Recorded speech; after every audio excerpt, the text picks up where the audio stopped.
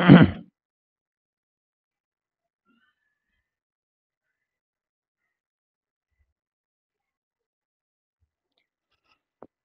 Students, कैसे आप सभी। फिर से 50 क्वेश्चन के साथ हम उपस्थित हो चुके हैं। हेलो स्टूडेंट्स, तो चलिए, ठंड बढ़ चुका है और इस ठंड के मौसम में प्रश्नों की गर्मी के साथ हम लोग उपस्थित हो चुके हैं। प्रश्नों की गर्मी के साथ हम लोग उपस्थित, जल्दी से सब लोग उपस्थित हो जाइए। सभी लोग जल्दी जल्दी जुड़ जाइए। आज थोड़ा सा सेशन में लेट हो गया है। थोड़ा। जितने लोग आपसे जुड़े हैं उनको शेयर कर दीजिए। सबको good evening, good evening, good evening सबको। सबको थैंक यू, गुड इवनिंग, शुभकामनाएं। लगातार आप लोग गुड इवनिंग सबको, गुड इवनिंग। चलिए, तो एक बार थोड़ा सा लेट हो गया आज सेशन में, कोई बात नहीं। थोड़ा जितने भी लोग हैं आपसे जुड़े हुए सबको शेयर कर दीजिए सेशन। सभी लोगों को, जितने भी लोग आपके संपर्क में, जितने भी दोस्त मित्र ग्रुप, शेयर कर दीजिए। लगातार चैनल को, इस वीडियो को शेयर कर दीजिए, वीडियो के लिंक को। सबको शुभकामनाएं, सबको आशीर्वाद। युवा संगम जी गुड इवनिंग। राखी सिंह प्रणाम, खुश रहिए भाई।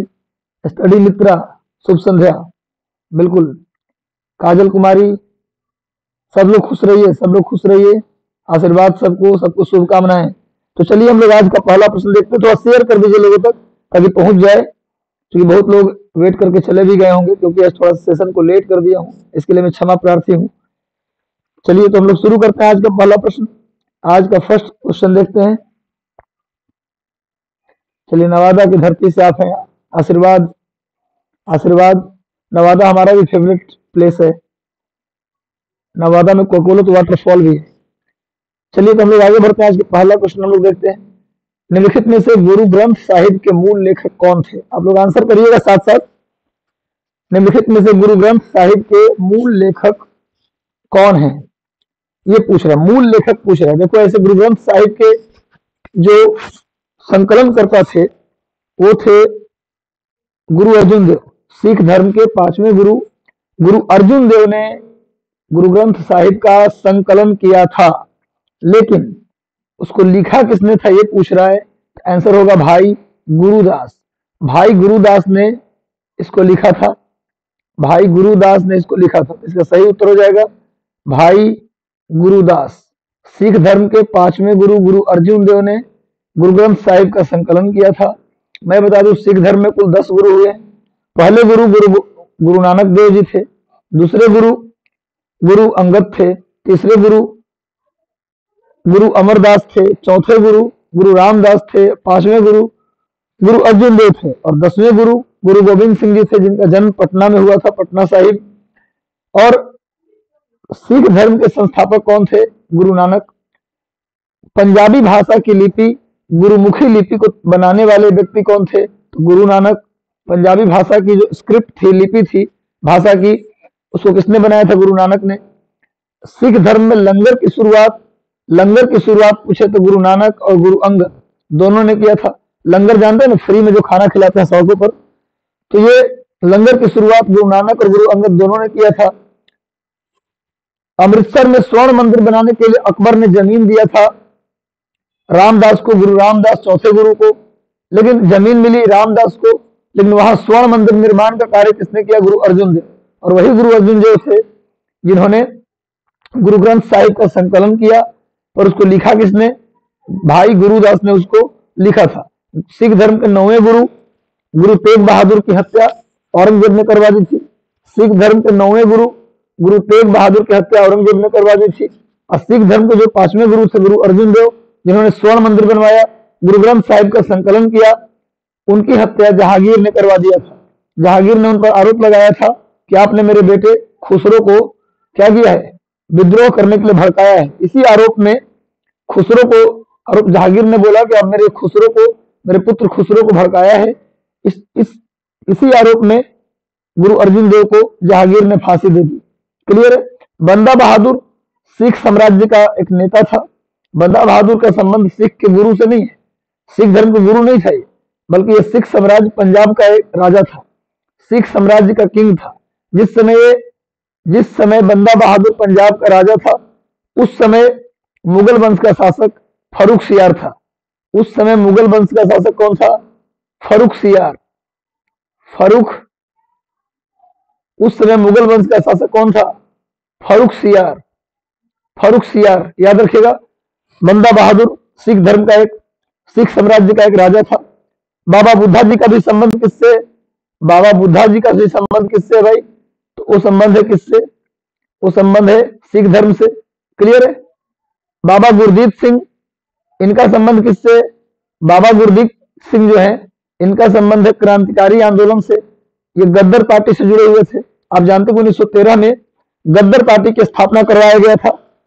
अमेरिका में क्रांतिकारी आंदोलन के प्रचार प्रसार के लिए, यूएसए में क्रांतिकारी आंदोलन के प्रचार प्रसार के लिए कहा किया गया था भाई? तो सैन फ्रांसिस्को में 1913 में गद्दर पार्टी की स्थापना की गई थी।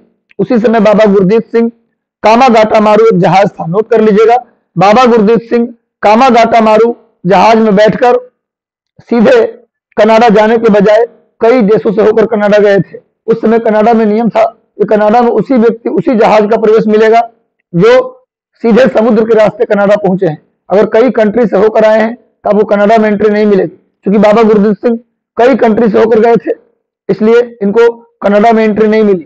कुल 376 यात्रियों को लेकर, कुल 376 यात्रियों को लेकर बाबा गुरदीप सिंह चले कनाडा, लेकिन कनाडा में इनको एंट्री नहीं दी गई थी। तो क्वेश्चन आ जाए कि किस जहाज से बाबा गुरदीप सिंह ने 376 यात्रियों को लेकर कनाडा गए? तो ये जहाज का नाम था कामागाटा मारू।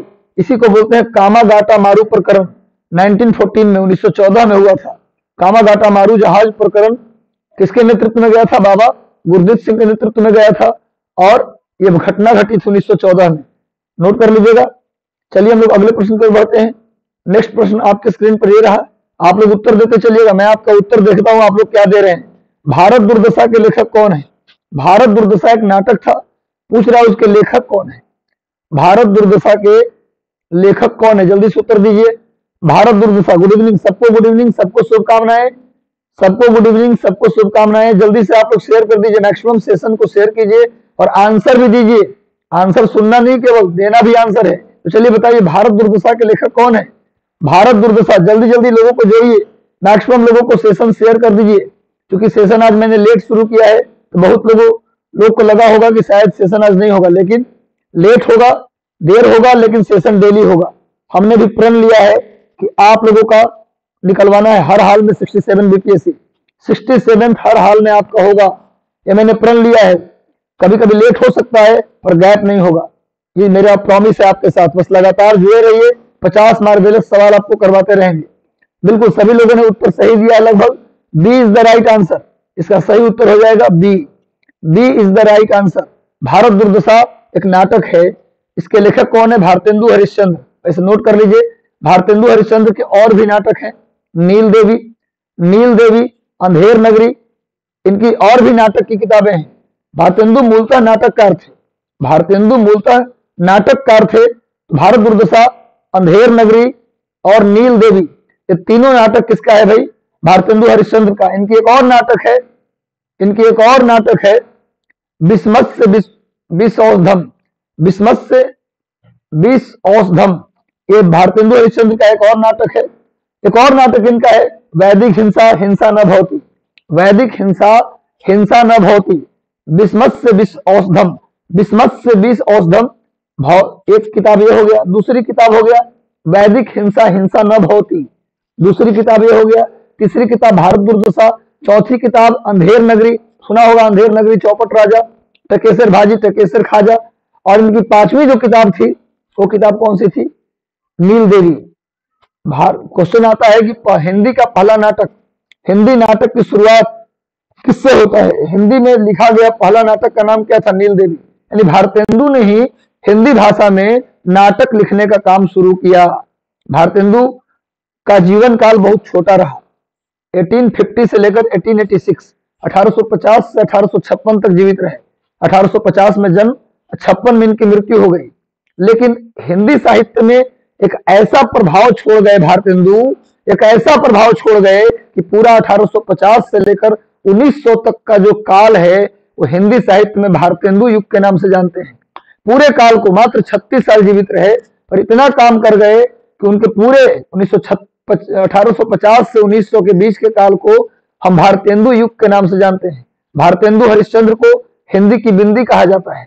इन्होंने 2 मैगजीन भी निकाला था। स्वतंत्रता आंदोलन के दौरान इन्होंने 2 पत्रिका का प्रकाशन किया था। इनकी एक पत्रिका का नाम था बंबई दर्पण, इनकी एक पत्रिका का नाम था बंबई दर्पण, इनकी दूसरी पत्रिका का नाम था कवि वचन सुधा, कवि वचन सुधा, कवि वचन सुधा। इनके एक मैगजीन का नाम था कवि वचन सुधा, नोट कर लीजिएगा आप लोग। तो भारतेंदु हरिश्चंद्र को हिंदी की बिंदी कहा जाता है, इसको भी आप नोट कर लीजिएगा। तो पूरे काल को बोलते हैं भारतेंदु युग, 1850 से 1900 के बीच। क्लियर है। हरिशंकर परसाई एक प्रकार से ये इस एक तरह से समझिए कमेंट सेक्शन वाला काव्यकार है, यानी एक तरह समझिए कि क्रिटिसिज्म लिखते हैं। गोपाल चंद्र गिरधर दास ये भी एक कवि है। महादेवी वर्मा छायावाद के स्तंभ है। महादेवी वर्मा की पुस्तक का नाम है यामा। महादेवी वर्मा की पुस्तक का नाम यामा है। और महादेवी के बारे में एक महत्वपूर्ण बात जान जाइए, हिंदी भाषा में पहला ज्ञानपीठ, हिंदी भाषा का पहला ज्ञानपीठ किसको मिला था? महिला में। पहली महिला हिंदी भाषा में ज्ञानपीठ प्राप्त करने वाली पहली महिला थी महादेवी वर्मा। और हिंदी भाषा में ज्ञानपीठ प्राप्त करने वाले पहले पुरुष थे सुमित्रा नंदन पंत। हमने क्या बोला? हिंदी भाषा पहला ज्ञानपीठ की चर्चा नहीं कर रहा, हिंदी में ज्ञानपीठ लेने वाली पहली महिला महादेवी वर्मा और हिंदी में ज्ञानपीठ लेने वाले पहले पुरुष सुमित्रा नंदन पंत। वैसे पहला ज्ञानपीठ मिला था जी शंकर कुरूप को। और पहला ज्ञानपीठ प्राप्त करने वाली महिला थी आशापूर्णा देवी। पहला ज्ञानपीठ प्राप्त करने वाली महिला आशापूर्णा देवी, उनको बंगला के लिए मिला था। और पहला ज्ञानपीठ प्राप्त करने वाले पुरुष तो जी शंकर कुरूप, उनको मलयालम के लिए मिला था। लेकिन हिंदी का पूछा जाए तो पुरुष में सुमित्रानंदन पंत और महिला में महादेवी वर्मा। महादेवी वर्मा और सुमित्रानंदन पंत ये दोनों छायावाद के कवि हैं। हिंदी साहित्य में छायावाद का जो काल है वो 1918 से 1930 तक माना जाता है। हिंदी साहित्य में जो छायावाद का काल है 1918 से 1930 और 1850 से 1900 के बीच वाला भारतेंदु युग। ये 2 काल आप लोग याद रखिएगा। नेक्स्ट आते हैं टप्पू नृत्य। दप्पू नृत्य किस प्रदेश का नृत्य है? कौन से राज्य का नृत्य है दप्पू नृत्य? जल्दी से उत्तर दीजिए आप लोग। दप्पू नृत्य किस राज्य का है? दप्पू नृत्य किस राज्य का है? जल्दी से बताइए। जो भी महत्वपूर्ण और मैक्सिमम बात होगा बताते जा रहा हूं, ताकि एक तरह से अगर 2-3 महीने लगातार हम 50-50 क्वेश्चन का डिस्कस करते चले गए तो आपकी एक कॉपी बन जाएगी। एक तरह समझिए पूरा कोर्स खत्म हो जाएगा। हमने जो डिस्कस किया है डिटेल डिस्कस किया है, तो मैं यही कोशिश करूंगा कि पूरा डिटेल में आपको पढ़ाता चलूं, इसी बहाने पूरा कोर्स एक तरह खत्म हो जाए। तो कॉपी कलम लेकर नोट भी करते चलिएगा। इसका उत्तर आ रहा है मिक्स, कुछ लोग ए दे रहे हैं, कुछ लोग सी दे रहे हैं, कुछ लोग बी भी दे रहे हैं। देखिए इसका सही उत्तर होगा आंध्र प्रदेश। दप्पू नृत्य कहाँ का है? आंध्र प्रदेश। जिन्होंने सी दिया है उनका सही उत्तर है दप्पू नृत्य आंध्र प्रदेश का नृत्य है। Dappu dance is the dance of which state? This is Andhra Pradesh. यह नृत्य कहाँ का नृत्य है? दप्पू नृत्य आंध्र प्रदेश का नृत्य है, नोट कर लीजिएगा। नेक्स्ट आते हैं, निम्नलिखित में से किसने पाथेर पंचाली एक उपन्यास का नाम है? निम्नलिखित में से किसने पाथेर पंचाली नामक उपन्यास लिखा, जिसके आधार पर सत्यजीत रे ने एक फिल्म बनाई थी पाथेर पंचाली? एक ब्लैक एंड व्हाइट मूवी बनाई गई थी सत्यजीत रे के द्वारा। बंगाल के बहुत बड़े फिल्मकार सत्यजीत रे थे, डायरेक्टर थे। उन्होंने पाथेर पंचाली मूवी बनाया था, सिनेमा बनाया था इसी पाथेर पंचाली उपन्यास पर। तो जो पाथेर पंचाली उपन्यास है किसने लिखी थी? किसने लिखी इसको? इसका सही उत्तर होगा विभूति भूषण बंदोपाध्याय। विभूति भूषण बंदोपाध्याय ने पाथेर पंचाली नामक उपन्यास, पाथेर पंचाली नामक नॉवेल को किसने लिखा? विभूति भूषण बंदोपाध्याय। इसी किताब के आधार पर सत्यजीत रे ने क्या बनाया? एक फिल्म बनाया पाथेर पंचाली। कलकत्ता में एक फिल्म और टेलीविजन इंस्टीट्यूट है जहां एक्टिंग की ट्रेनिंग दी जाती है, डायरेक्शन की ट्रेनिंग दी जाती है। उसका नाम भी यही है, सत्यजीत रे फिल्म एंड टेलीविजन इंस्टीट्यूट। ये कहाँ है भैया? कलकत्ता में। सत्यजीत रे फिल्म और टेलीविजन इंस्टीट्यूट कहाँ है? ये कलकत्ता में है। चलिए हो गया। पाथेर पंचाली किसने लिखा? विभूति भूषण बंदोपाध्याय। ठीक है, नेक्स्ट आते हैं। बाकी बंकिम चंद्र चटर्जी के बारे में आप जानते हैं, आनंद मठ, देवी चौधरानी, इनकी पुस्तक का नाम आनंद मठ और देवी चौधरानी। क्लियर है। शरद चंद्र चट्टोपाध्याय ये भी लेखक थे, राइटर थे। शंभुनाथ पंडित ये भी राइटर थे। नेक्स्ट आते हैं बनी ठन्नी, बहुत इंपॉर्टेंट क्वेश्चन। बनी ठन्नी नामक प्रसिद्ध चित्रकारी, बनी ठन्नी नामक प्रसिद्ध पेंटिंग चित्रकला किससे संबंधित है? किशनगढ़ शैली से, पहाड़ी चित्रकला से, राजपूत कला से, इनमें से कोई नहीं। जल्दी उत्तर दे दो, जल्दी उत्तर दो। बनी ठनी नामक प्रसिद्ध चित्रकृति, the famous painting named Bani Thani is related to which painting? Kishangarh painting, mountain painting, Rajput painting, none of these या मोर देन वन? बताइए जल्दी से, किससे संबंधित है बनी ठनी? सभी लोग उत्तर दीजिए, बनी ठनी का संबंध किससे है? इसका सही उत्तर होगा ए। जिन्होंने ए लगाया है उनका बिल्कुल सही है, किशनगढ़ चित्रकला, किशनगढ़ शैली से। ध्यान रखिएगा, बनी ठनी ये उत्तर प्रदेश, बिहार, ये दोनों पीसीएस में क्वेश्चन आया हुआ है। उत्तर प्रदेश लोक सेवा आयोग और बिहार लोक सेवा आयोग, ये दोनों में ये प्रश्न आया हुआ है। बनी ठनी नामक प्रसिद्ध चित्रकारी किस चित्रकला से संबंधित है? तो आंसर होगा किशनगढ़ शैली। किशनगढ़ शैली एकदम याद कर लीजिएगा, कई बार पूछा हुआ सवाल है ये। अगले प्रश्न पर बढ़ते हैं। जब तमिलनाडु में पोंगल मनाया जाता है तो उसी समय, जब तमिलनाडु में पोंगल मनाया जाता है तो उसी समय उत्तर भारत में कौन सा त्योहार मनाया जाता है? पोंगल तमिलनाडु का त्योहार है, ओनम केरल का है, ओणम केरल का है और तमिलनाडु का पोंगल है। तो पूछ रहा है जिस समय तमिलनाडु में पोंगल मनाया जाता है उस समय उत्तर भारत में कौन सा त्योहार मनाया जाता है? होली, दिवाली, मकर संक्रांति या बैसाखी? कौन सा? जल्दी से ये तो उत्तर देना चाहिए आपको। ये प्रश्न, इस प्रश्न का उत्तर तो आपको देना चाहिए। ये प्रश्न आसान है। और सेशन को शेयर कर दीजिए आप लोग से एक रिक्वेस्ट है कि इतनी मेहनत लाया जा रहा है, इतनी मेहनत किया जा रहा है, तो थोड़ा आप मैक्सिमम लोगों तक इस मेहनत को पहुंचाइए। शेयर कीजिए, अधिकतर जितना शेयर कर सकते हैं शेयर कीजिए। लिखिए, जितने भी ग्रुप्स आपके हैं सारे में कर दीजिए शेयर। इसका सही उत्तर होगा सी। जिन्होंने सी दिया है बिल्कुल सही है, मकर संक्रांति। तमिलनाडु में जब पोंगल मनाया जाता है तो हमारे यहाँ मकर संक्रांति मनाई जाती है। इस बार 14 या 15 तारीख को हम लोग क्या मनाए हैं? मकर संक्रांति। बिहार के लोग मकर संक्रांति के दिन चूड़ा, दूध और तिल, या तो तिल की लाई खाते हैं या तिलकुट खाते हैं। मकर संक्रांति के अवसर पर तिल के लाई या तिलकुट खाते हैं, है ना। और अगले दिन खिचड़ी होता है हमारे यहाँ। बैसाखी पंजाब का है। बैसाखी त्योहार मूल रूप से किसका है भैया? पंजाब का है। दीपावली पूरे देश में मनाया जाता है, होली भी पूरे देश में मनाया जाता है। हिंदू महीने का जो पहला दिन होता है, हिंदू नव वर्ष का जो पहला दिन होता है उसी को होली कहते हैं हम लोग। चैत्र महीने का पहला दिन होली मनाते हैं। चैत्र महीने का पहला दिन को हम लोग होली के रूप में मनाते हैं। ये हिंदू नव वर्ष का पहला दिन माना जाता है। नेक्स्ट आइए, नृत्य और संगीत में की प्रसिद्ध मुद्रा, नृत्य और संगीत की प्रसिद्ध मुद्रा जिसका नाम है लावणी, जिसका नाम है लावणी, यानी लावणी नृत्य किस प्रदेश का नृत्य है? जल्दी से बताइए। मध्य प्रदेश, छत्तीसगढ़, महाराष्ट्र, गोवा, इनमें से किस प्रदेश का, किस राज्य का नृत्य है लावणी? जल्दी से उत्तर दीजिए। आप लोग बहुत बेहतरीन काम कर रहे हैं, बेहतरीन आंसर दे रहे हैं आप लोग। मेरे आशा के अनुसार काफी बेहतरीन आंसर दे रहे हैं आप लोग। जल्दी से सब लोग आंसर दे दीजिए। इसका सही उत्तर होगा सी। बिल्कुल सबने सही उत्तर दिया है, सबने सही उत्तर दिया, Maharashtra. Maharashtra is the right answer. नृत्य और संगीत के लिए प्रसिद्ध लावणी नृत्य कहाँ का नृत्य है? महाराष्ट्र का। नोट कर लीजिएगा। मध्य प्रदेश की राजधानी भोपाल है, छत्तीसगढ़ की राजधानी रायपुर है, महाराष्ट्र की राजधानी मुंबई है और गोवा की राजधानी पणजी है। गोवा की राजधानी जो पणजी है वो मांडवी जुआरी नदी के किनारे है। गोवा की राजधानी पणजी मांडवी जुआरी नदी के किनारे है। इसको भी नोट कर लीजिएगा।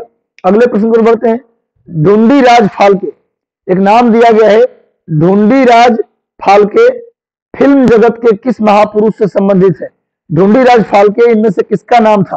कौन ऐसे व्यक्ति थे इनमें से जिनका नाम ढूंढीराज, जिनका नाम इनमें से कौन ऐसे लोग हैं जिनका नाम ढूंढीराज फाल्के था? बताइए, किसका नाम ढूंढीराज फाल्के था? जल्दी से उत्तर दीजिए। ढूंढीराज फाल्के के नाम से इनमें से कौन जाने जाते हैं? ढूंढीराज फाल्के के नाम से इनमें से कौन जाने जाते हैं?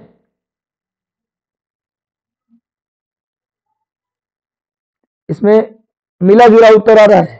हालांकि ज्यादातर लोगों ने ए आंसर दिया है, ज्यादातर लोगों ने ए आंसर दिया है और मैं भी जाऊंगा ए के साथ। इसका सही उत्तर है भाई, इसका सही उत्तर है दादा साहब फाल्के, इनका ही नाम था ढूंढीराज फाल्के। भारत की पहली फिल्म, भारत के फिल्म इतिहास में पहली फिल्म सत्य हरिश्चंद्र इन्होंने ही बनाया था। सत्य हरिश्चंद्र इन्होंने ही बनाया था। ये भारत की पहली फिल्म थी सत्य हरिश्चंद्र, लेकिन इसमें साउंड नहीं था, इसमें आवाज नहीं था। भारत की पहली बोलती फिल्म पूछा जाए तो आंसर है आला मारा। भारत की पहली बिना बोलती फिल्म या भारत की पहली फिल्म सत्य हरिश्चंद्र, उसका नाम था सत्य हरिश्चंद्र। ये 1912 में आया था, 1912 में आया था। ये भारत की पहली फिल्म है, भारतीयों द्वारा बनाया गया पहली फिल्म है सत्य हरिश्चंद्र। इंग्लिश में साउंड नहीं था, लेकिन पहली बोलती फिल्म पूछा जाए तो इसका सही उत्तर होगा 1932 में बना आला मारा। आला मारा 1932 में बनी थी, ये पहली बोलती फिल्म थी। क्लियर है? तो ढूंढीराज फाल्के दादा साहब फाल्के का नाम है। इनके नाम पर सिनेमा का सबसे बड़ा अवार्ड है दादा साहब फाल्के अवार्ड। इनके नाम पर सिनेमा में सबसे बड़ा अवार्ड है दादा साहब फाल्के अवार्ड, नोट कर लीजिएगा। देवानंद भी फिल्म अभिनेता है, गुरुदत्त भी फिल्म अभिनेता है और पृथ्वीराज कपूर भी फिल्म अभिनेता है। पृथ्वीराज कपूर मुगले आजम जो मूवी बनी थी उससे संबंधित है पृथ्वीराज कपूर। क्लियर है?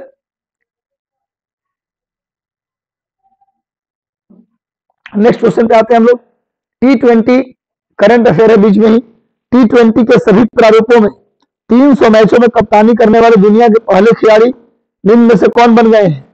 300 मैचों में कप्तानी करने वाले दुनिया के पहले खिलाड़ी, 300 मैच में कप्तानी करने वाले दुनिया के पहले खिलाड़ी कौन बन गए हैं? जल्दी से उत्तर दीजिए। सही उत्तर क्या? विराट कोहली, ऋषभ पंत, महेंद्र सिंह धोनी, रोहित शर्मा।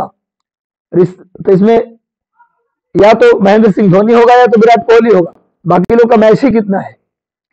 जल्दी से सब लोग उत्तर दीजिए। कौन ऐसे व्यक्ति हैं जो तीनों प्रारूपों में, यानी कि टेस्ट, 20, T20 और वनडे, तीनों में क्या भैया सबसे अधिक 300 मैचों में कप्तानी करने का दुनिया के पहले खिलाड़ी हैं?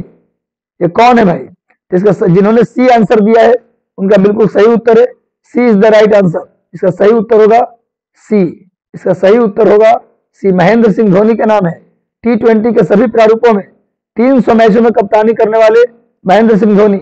विराट कोहली के बारे में आप जानते हैं कि विराट कोहली हाल ही में कुछ दिन पहले T20 की कप्तानी छोड़ दिया था इन्होंने, और अभी हाल ही में इन्होंने टेस्ट टीम की कप्तानी भी छोड़ दी। विराट कोहली ने टेस्ट की कप्तानी भी छोड़ी है, तो करंट अफेयर में याद रखिएगा, हाल ही में विराट कोहली ने टेस्ट टीम की कप्तानी छोड़ दी है और उससे पहले T20 की कप्तानी छोड़ दिया था। तो T20, टेस्ट, वनडे, तीनों में 300 मैचों में क्या है कप्तानी करने वाले दुनिया के पहले खिलाड़ी बन गए हैं, महेंद्र सिंह धोनी है। क्लियर है? आगे आते हैं हम लोग 10 नंबर प्रश्न देखते हैं। उत्तराखंड के मुख्यमंत्री पुष्कर सिंह धामी ने पंतनगर औद्योगिक क्षेत्र को किसके नाम पर रखने की घोषणा की है? उत्तराखंड के मुख्यमंत्री, उत्तराखंड में चुनाव हो रहा है, उत्तराखंड में चुनाव चल रहा है, पंजाब, उत्तर प्रदेश, उत्तराखंड, इन सभी राज्यों में चुनाव की बिगुल फूंक चुका है। इन सभी राज्यों में मुख्यमंत्री का चुनाव है, यानी विधानसभा का चुनाव है। तो पुष्कर सिंह धामी जो यहाँ के मुख्यमंत्री हैं, उन्होंने किसके नाम पर पंतनगर औद्योगिक क्षेत्र को नाम बदलकर किसके नाम पर रखने का निर्णय लिया है? इसका सही उत्तर हो जाएगा नारायण दत्त तिवारी। नारायण दत्त तिवारी उत्तराखंड के पहले मुख्यमंत्री थे। नारायण दत्त तिवारी आंध्र प्रदेश के राज्यपाल भी रह चुके हैं। उत्तराखंड के पहले मुख्यमंत्री, ये कांग्रेस के वरिष्ठ लीडर थे जिनका हाल ही में निधन हो गया था। तो नारायण दत्त तिवारी के नाम पर पंतनगर औद्योगिक क्षेत्र का नाम, यानी नारायण दत्त तिवारी औद्योगिक क्षेत्र इसका नाम रखने की बात किया गया है। क्लियर है? इसका सही उत्तर होगा नारायण दत्त तिवारी।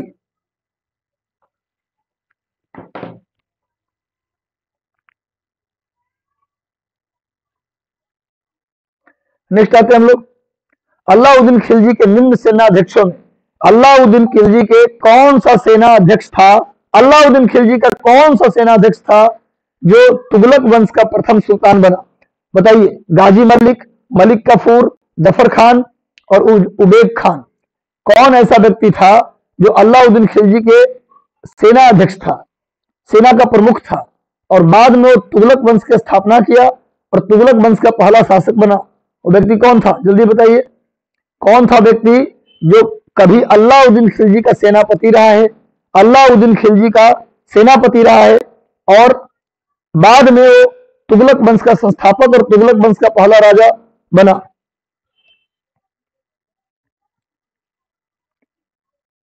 जितने लोगों तक शेयर कर सकते हैं आप लोग शेयर कर दीजिए, सेशन को जितना शेयर कर सकते हैं, जितना ज्यादा से ज्यादा शेयर करें उतना ही ज्यादा लोगों तक पहुंचेगा इसका लाभ। इसलिए लगातार शेयर करें, शेयर कर दें। और अगर चैनल पे नए हैं तो सब्सक्राइब जरूर कर लें, ताकि हम लोग अब सोच रहे हैं कि बीच बीच में कुछ सब्जेक्ट के भी वीडियोस लाया जाए, तो चैनल को सब्सक्राइब कर लेंगे, बेल आइकन दबा देंगे, तभी ना वो वीडियो मिलेगा। तो चलिए भैया, अलाउद्दीन खिलजी के सेनापति था गाजी मल्लिक।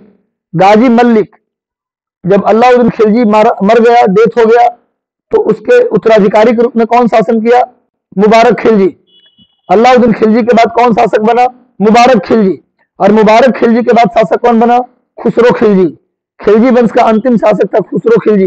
यानी खिलजी वंश में कुल 4 राजाओं ने शासन किया। खिलजी वंश में कुल 4 राजाओं ने शासन किया। पहला राजा जलालुद्दीन खिलजी, दूसरा राजा अलाउद्दीन खिलजी, तीसरा राजा मुबारक खिलजी और चौथा राजा खुसरो खिलजी। ये 4 लोगों ने खिलजी वंश में शासन किया 1290 से लेकर 1320 तक। खिलजी वंश का शासनकाल नोट कर लो, 1290 से लेकर 1320 तक। इस दरमियान में 30 सालों में 4 राजाओं ने शासन किया। पहला जलालुद्दीन खिलजी, दूसरा अलाउद्दीन खिलजी, तीसरा मुबारक खिलजी और चौथा खुसरो खिलजी। क्रम से मैंने बताया है। खुसरो खिलजी के मरने के बाद गाजी मल्लिक राजा बना और उसने एक नया वंश का स्थापना की जिसका नाम था तुगलक वंश। इसने तुगलक वंश की स्थापना की, इसका नाम था गाजी मल्लिक। लेकिन राजा बनने के बाद बन गया गयासुद्दीन तुगलक।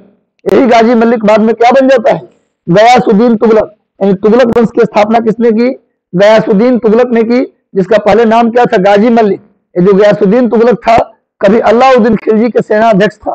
अलाउद्दीन खिलजी के सेना में सेनाध्यक्ष था, जिसने खिलजियों के समाप्त होने के बाद एक नया वंश की स्थापना की, तुगलक वंश। और मैं बता दूं कि तुगलक वंश का इस देश में सबसे बड़ा योगदान 2 क्षेत्र में है। एक तो कृषि के क्षेत्र में सबसे ज्यादा, पूरे सल्तनत में सबसे ज्यादा कृषि पर फोकस, पूरे सल्तनत में सबसे ज्यादा कृषि पर जो फोकस किया था वो तुगलक वंश के राजाओं ने किया था। आपको पता है कि मोहम्मद बिन तुगलक के समय एक अलग से एग्रीकल्चर डिपार्टमेंट बनाया गया था। मोहम्मद बिन तुगलक के समय एक अलग से एग्रीकल्चर डिपार्टमेंट बनाया गया था, जिसका नाम रखा गया था दीवान ए कोही। जिसका नाम रखा गया था दीवान ई कोही। कोही याद रखिए, दीवान ए कोही। ये क्या था? कृषि विभाग, जिसको किसने बनवाया था? मोहम्मद बिन तुगलक ने इसको बनवाया था। लेकिन पूछा जाए कि सबसे ज्यादा कृषि का विकास किसके काल में हुआ, तो आंसर होगा फिरोज शाह तुगलक। सबसे ज्यादा कृषि का विकास किस काल में हुआ? तो फिरोज शाह तुगलक। और फिरोज शाह तुगलक का सबसे बड़ा योगदान है, उसने 300 नगरों की स्थापना की थी। उसने 300 सिटीज की स्थापना की थी, 300 नगरों की स्थापना की थी। और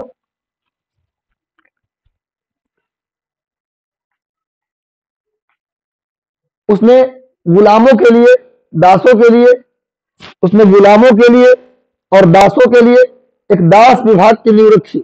उसने गुलामों के लिए और दासों के लिए एक दास विभाग बनवाया, उसका नाम था दीवाने बंदगान। फिरोज शाह तुगलक ने 300 नगर की स्थापना की, जिसमें हिसार, फिरोजाबाद, फतेहाबाद, जौनपुर, इन सब की स्थापना किसने की?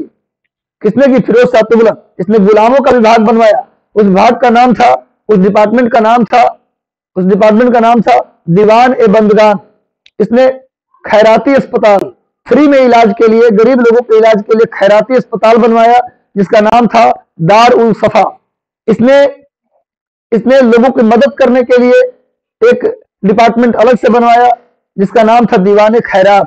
तो दीवाने खैरात, दीवाने बंदगान, दारुल सफा, 300 शहरों की स्थापना ये सब फिरोज शाह तुगलक ने किया। और सबसे ज्यादा कृषि का विकास भी फिरोज शाह तुगलक ने किया। बड़े बड़े नहरों का निर्माण भी फिरोज शाह तुगलक ने किया। और फिरोज शाह तुगलक ने दिल्ली और टोपरा से, मेरठ और टोपरा से अशोक के अभिलेख को कहा मंगवाया? दिल्ली के किले में मंगवाया। दिल्ली के किले में फिरोज शाह तुगलक ने क्या किया? मंगवाया अशोक के अभिलेख, जो मेरठ में था और टोपरा में था, उसे मंगवाया दिल्ली। क्लियर है? गाजी मल्लिक, गयासुद्दीन तुगलक। कहते हैं कि अमीर खुसरो और निजामुद्दीन औलिया का निधन गयासुद्दीन तुगलक के समय ही हो गया था। गयासुद्दीन तुगलक के समय ही निजामुद्दीन औलिया और अमीर खुसरो का डेथ हो गया था। इसे तुगलकनामा नामक पुस्तक की रचना किसने की? अमीर खुसरो ने किया था। क्लियर है? तो इतनी बात याद रखिए। मलिक काफूर कौन था? मलिक काफूर था, ये अलाउद्दीन खिलजी का गुलाम था, जिसे 1000 सोने के सिक्के देकर खरीदा गया था। उस समय सोने के सिक्कों को दिनार कहा जाता था। उस समय सोने के सिक्के को क्या कहा जाता था? दिनार। तो 1000 दिनार, 1000 सोने के सिक्के को देकर मलिक काफूर को अलाउद्दीन खिलजी ने खरीदा था। ये मलिक काफूर अलाउद्दीन खिलजी का क्या था? गुलाम था। और कहते हैं कि मलिक काफूर चूंकि 1000 दिनार में खरीदा गया था, इसलिए इसका नाम था 1000 दिनारी। मलिक काफूर को 1000 दिनारी के नाम से भी जानते हैं। दक्षिण भारत में, साउथ इंडिया में अलाउद्दीन खिलजी ने जितने आक्रमण किए, सबका नेतृत्व कौन किया था? मलिक काफूर। दक्षिण भारत में जितनी भी विजय प्राप्त की, जितना भी लड़ाई को जीता अलाउद्दीन खिलजी ने, सब किसके नेतृत्व में जीता? मलिक काफूर के नेतृत्व में जीता। तो मलिक काफूर को 1000 दिनारी भी कहते हैं। क्लियर है? नेक्स्ट आते हैं अगले प्रश्न की ओर। भारत में सर्वप्रथम, सबसे पहले सांकेतिक मुद्रा की शुरुआत किसने की? Who first introduce the, sign नहीं कहिए, टोकन करेंसी। यहाँ पर सही जो शब्द होगा वो token currency. Who first introduce the token currency in India? Bharat में पहली बार टोकन करेंसी यानी सांकेतिक मुद्रा की शुरुआत किसने की थी? Option A is Akbar, option B is Alauddin Khilji, option C is Bahlol Lodi, option D is Muhammad bin Tughlaq. बताइए जल्दी से, किसने साइन यानी कि टोकन करेंसी की शुरुआत किसने की?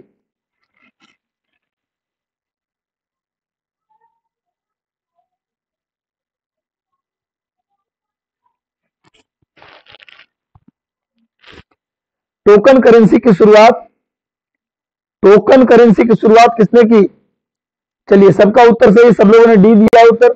डी बिल्कुल सही उत्तर है। बहुत बढ़िया, बहुत अच्छा जवाब आप लोग दे रहे हैं, बहुत बेहतरीन जवाब आप लोग दे रहे हैं। मोहम्मद बिन तुगलक।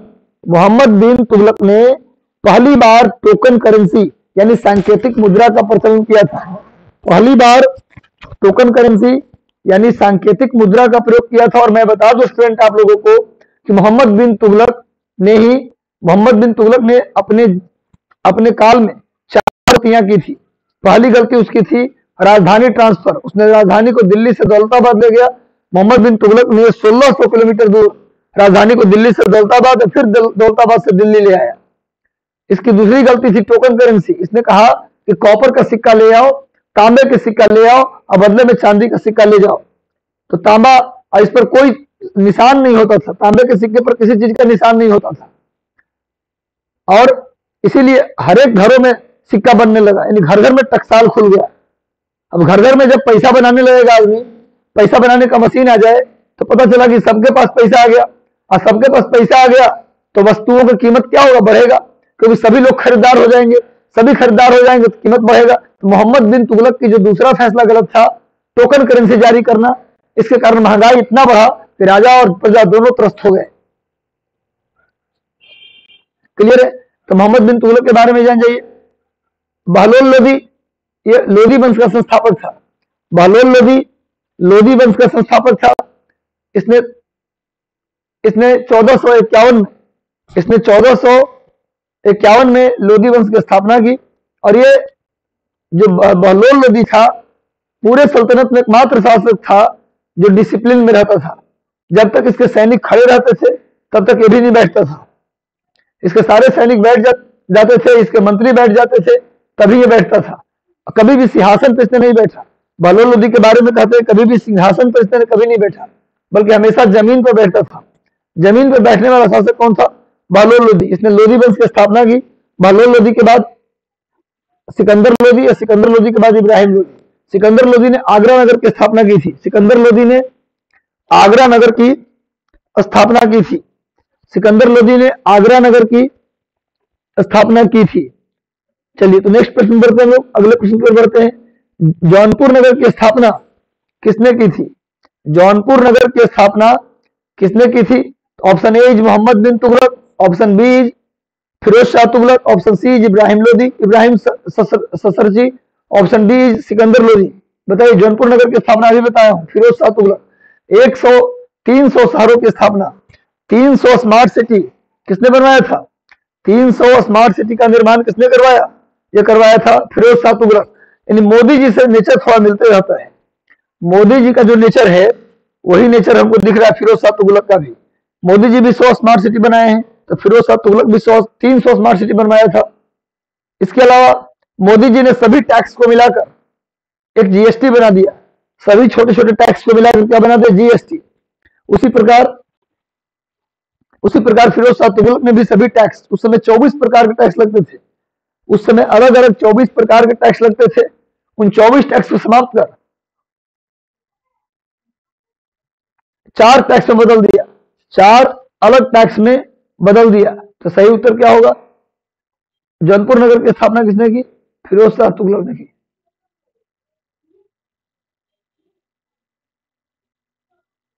नेक्स्ट आते हैं, अगले प्रश्न में बढ़ते हैं। अब मिलाइए, मैच द फॉलोइंग, मैच कीजिए। अद्वैतवाद रामानुज गलत है, अद्वैतवाद शंकराचार्य। कौन सुमेलित है पूछ रहा, कौन इसमें मेल है? अद्वैतवाद शंकराचार्य है, चूंकि अद्वैत के सामने रामानुज दे दिया है इसलिए गलत है। विशिष्टाद्वैत शंकराचार्य, द्वैताद्वैत माधवाचार्य और द्वैतवाद माधवाचार्य और द्वैताद्वैत वल्लभाचार्य। बताइए कौन सुमेलित है? इनमें से किसका मिलान है? जल्दी से उत्तर दे दीजिए। लगातार सेशन को शेयर कीजिए, शेयर और अच्छा लग रहा हो सेशन तो वीडियो को लाइक जरूर कर दें। सेशन अच्छा लग रहा हो तो लाइक बटन दबा दें लगातार, ताकि हम आपके लिए इसी एनर्जी के साथ, इसी जोश के साथ आप और हम दोनों जुड़े रहें। बिना जोश के होश में रहकर जोश में रहना, होश में रहना भी जरूरी है और जोश में भी रहना जरूरी है। होश और जोश के बीच के बैलेंस बनाकर जिसने पढ़ा उसको सफल होने से कोई रोक नहीं पाया। तो भैया मैक्सिमम लोगों को शेयर कर दीजिए लगातार। चलिए, तो इसका सही उत्तर क्या होगा? इसका सही उत्तर होगा द्वैतवाद माधवाचार्य, द्वैतवाद माधवाचार्य। सी इज द राइट आंसर। इसमें कौन सुमेलित है? द्वैतवाद माधवाचार्य का है, द्वैताद्वैत निम्बार्क का है। द्वैताद्वैत किसका है? निम्बार्क का। द्वैताद्वैत निम्बार्क का, इसलिए गलत है। विशिष्टाद्वैत किसका है भाई? रामानुज का।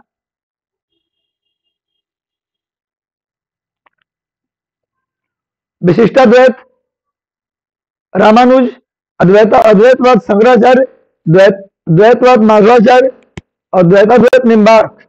इसलिए सुमेलित कौन है? सी केवल सुमेलित है। आगे बढ़ते हैं। निम्नलिखित में से किस भक्ति संत ने अपने संदेश के प्रचार के लिए सबसे पहले हिंदू का प्रयोग किया था? कौन से भक्ति संत थे जिन्होंने अपने संदेश के प्रचार के लिए हिंदी भाषा में कौन से ऐसे भक्ति संत थे जो पहली बार हिंदी भाषा में भक्ति आंदोलन के प्रचार प्रसार करने का कोशिश किया? व्यक्ति कौन थे? दादू दयाल, कबीर, रामानंद, तुलसीदास। इसका सही उत्तर क्या होगा? किस व्यक्ति ने धार्मिक आंदोलन की शुरुआत, उत्तर भारत में भक्ति आंदोलन की शुरुआत किस व्यक्ति ने हिंदी में किया था? इसका उत्तर होगा रामानंद। इसका उत्तर होगा रामानंद। और रामानंद जी जो है, रामानंद कबीर के गुरु हैं। दक्षिण भारत से उत्तर भारत में भक्ति लाने का श्रेय, दक्षिण भारत से उत्तर भारत में भक्ति कौन लाया था? रामानंद। दक्षिण भारत से उत्तर भारत में कौन लाया था? रामानंद भक्ति को लाया था। दादू दयाल ये भी भक्ति आंदोलन के संत हैं, कबीर भी, ये सभी भक्ति आंदोलन के संत हैं। कबीरदास के बुक का नाम है बीजक। कबीरदास की किताब का नाम क्या है? बीजक। उसमें साखी शब्द और रामायणी की व्याख्या की गई है।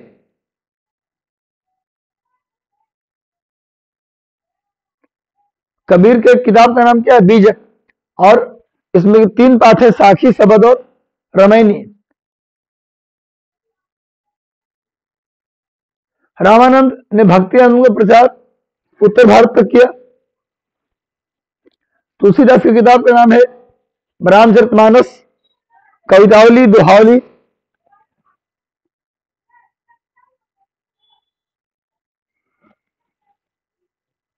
क्या क्या नाम है किताब का? रामचरितमानस, कवितावली, दोहावली, जानकी मंगल, पार्वती मंगल।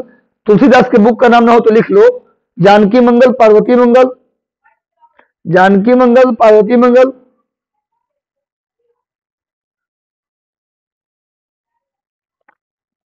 क्लियर? आगे बढ़ते हैं। निम्नलिखित राज्यों में से किसने राम सीता के कृति वाले राम सिया देवनागरी लेख से युक्त कुछ सिक्के चलाए। यानी राम और सीता, भगवान राम और सीता की आकृति वाले सिक्के किसने चलाए? बहुत इंपॉर्टेंट सवाल है, जल्दी से इसका उत्तर दीजिए। राजा भोज, सिद्धराज जयसिंह, सिद्धराज जयसिंह, जैनुल आबिदीन और अकबर। बताइए किसने राम सीता की आकृति वाले सिक्के चलाए? जल्दी से उत्तर दीजिए आप लोग। मैक्सिमम लोगों को जोड़ते रहिए, एक से एक सवाल, आगे और भी बेहतरीन सवाल आने वाला है। लगातार लोगों को आप जोड़ते रहिए, जुड़ते रहिए, लगातार मैक्सिमम सेशन को शेयर करते रहिए। सेशन अच्छा लग रहा है तो सेशन को लाइक जरूर कर दें, सेशन को लाइक जरूर कर दें अच्छा लगे तो। क्या पूछ रहा है? इनमें से देवनागरी लिपि में राम सिया की आकृति वाले सिक्के किसने चलाए? इसका सही उत्तर होगा अकबर। राम सिया की आकृति वाले सिक्के किसने चलाए? अकबर ने चलाए। मैं बता दूं वैसे कि जैनुल आबिदीन को कश्मीर का अकबर कहा जाता है। जैनुल आबिदीन को कश्मीर राज्य का अकबर कहा जाता है।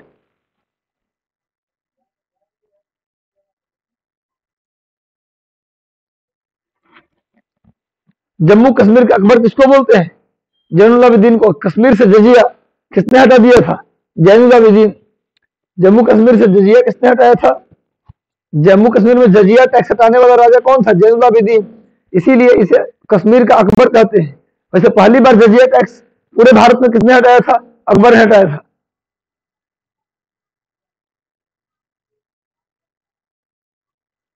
क्लियर है?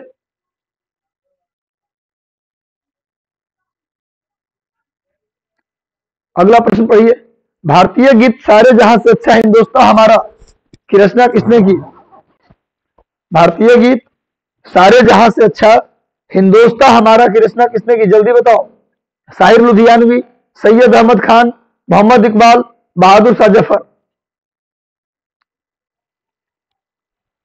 सब लोग जल्दी जल्दी सेशन को शेयर कीजिए, अच्छे से प्रश्न आ रहे हैं आपके सामने। सेशन अधिकतम लोगों तक शेयर करिए। इसका सही उत्तर होगा सी। जिन्होंने सी उत्तर दिया है वो सही उत्तर है। सर मोहम्मद इकबाल ने 1905 में, नोट कर लीजिए, 1905 में सारे जहां से अच्छा, सारे जहां से अच्छा गीत के रचयिता सर मोहम्मद इकबाल हैं, जो 1905 में इस किताब को लिखा था। 1905 में इस किताब को लिखने वाला व्यक्ति कौन था? सर मोहम्मद इकबाल। सर मोहम्मद इकबाल के बारे में बता दूं,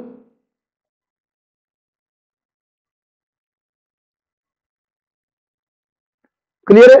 कुछ बात तो है कि हस्ती मिटती नहीं हमारी, कुछ बात तो है कि हस्ती मिटती नहीं हमारी। ये बात किसने कहा था? सर मोहम्मद इकबाल ने। लेकिन एक बात बताऊं, मुस्लिमों के लिए अलग जमीन की मांग, मुस्लिमों के लिए अलग जमीन होना चाहिए, इसकी मांग सबसे पहले किसने किया था? सबसे पहले मोहम्मद इकबाल ने किया था। सर मोहम्मद इकबाल, इनकी टाइटल थी सर। इनकी टाइटल क्या थी भैया? सर। सर मोहम्मद इकबाल, इनकी टाइटल थी सर। इन्होंने कहा कुछ बात तो है कि हस्ती मिट्टी नहीं हमारी। क्लियर है? सदियों रहा दुश्मन जमाना हमारा, आपने सुना होगा। सब किसने कहा? मोहम्मद इकबाल। सारे जहां से अच्छा हिंदुस्तान हमारा किसने कहा? मोहम्मद इकबाल। लेकिन मुस्लिमों के लिए अलग जमीन की मांग पहली बार, ध्यान रखिए, पहली बार मोहम्मद इकबाल ने किया था। लेकिन खुलकर खुलकर इसकी मांग 1940 के लाहौर अधिवेशन, 1940 के लाहौर अधिवेशन जिसके अध्यक्ष मोहम्मद अली जिन्ना थे, उनके द्वारा खुलकर पाकिस्तान नाम के देश की मांग की गई। क्वेश्चन है, जब पाकिस्तान नाम के देश की मांग पहली बार कब हुआ? 1940 के लाहौर मुस्लिम लीग के लाहौर अधिवेशन में, जिसके अध्यक्ष थे मोहम्मद अली जिन्ना। उसमें पाकिस्तान की मांग खुलकर किया गया और पाकिस्तान नाम का पैम्पलेट, पाकिस्तान नाम से पैम्पलेट छपवाया। ऑक्सफोर्ड यूनिवर्सिटी का एक लड़का था चौधरी रहमत अली, ऑक्सफोर्ड विश्वविद्यालय का एक छात्र था चौधरी रहमत अली। उसने 1933 में पाकिस्तान नाम का पैम्पलेट बंटवाया था। क्लियर है?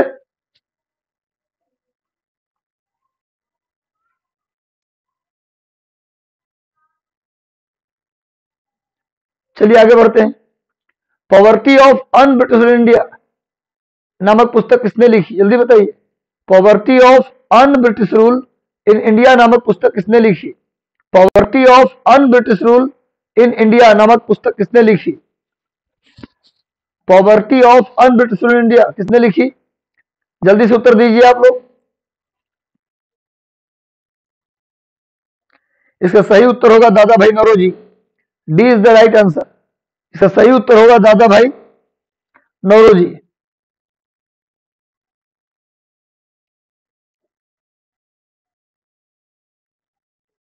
पढ़िए इस क्वेश्चन को। अंग्रेजी भारतीय सेना में चर्बी वाले कारतूस का प्रयोग से चलने वाली एनफील्ड राइफल कब शामिल किया गया था? भारतीय सेना में चर्बी वाले कारतूस से चलने वाला राइफल एनफील्ड राइफल कब शामिल किया गया था?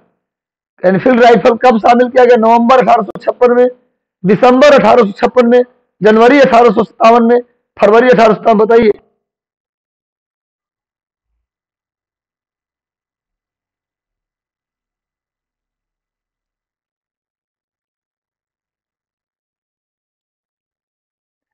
चलिए चलिए सब लोग जल्दी से उत्तर दीजिए, मैं आंसर सबका देख रहा हूं। इसका सही उत्तर होगा सी। सब लोगों ने इसमें थोड़ा कंफ्यूजन आप लोग किए हैं। कुछ लोग डी, कुछ लोग सी दे रहे हैं, कुछ लोग डी दे रहे हैं, कुछ लोग बी दे रहे हैं। सब लोग उत्तर दीजिए। पारसी, दादा मनीष कुमार जी, दादा भाई नौरोजी का धर्म पारसी था, पारसी। उन्होंने रफ्त गुफ्तार नामक मैगजीन भी निकाली थी। इसका सही कब क्वेश्चन क्या पूछ रहा है? एनफील्ड राइफल कब आया ये नहीं पूछ रहा है, ये पूछ रहा है कि कब शामिल हुआ। इसका सही उत्तर होगा जनवरी 1857। जनवरी 1857 में पहली बार एनफील्ड राइफल को शामिल किया गया। और आपको बता दो स्टूडेंट, कुछ जमाने में गवर्नर कौन था?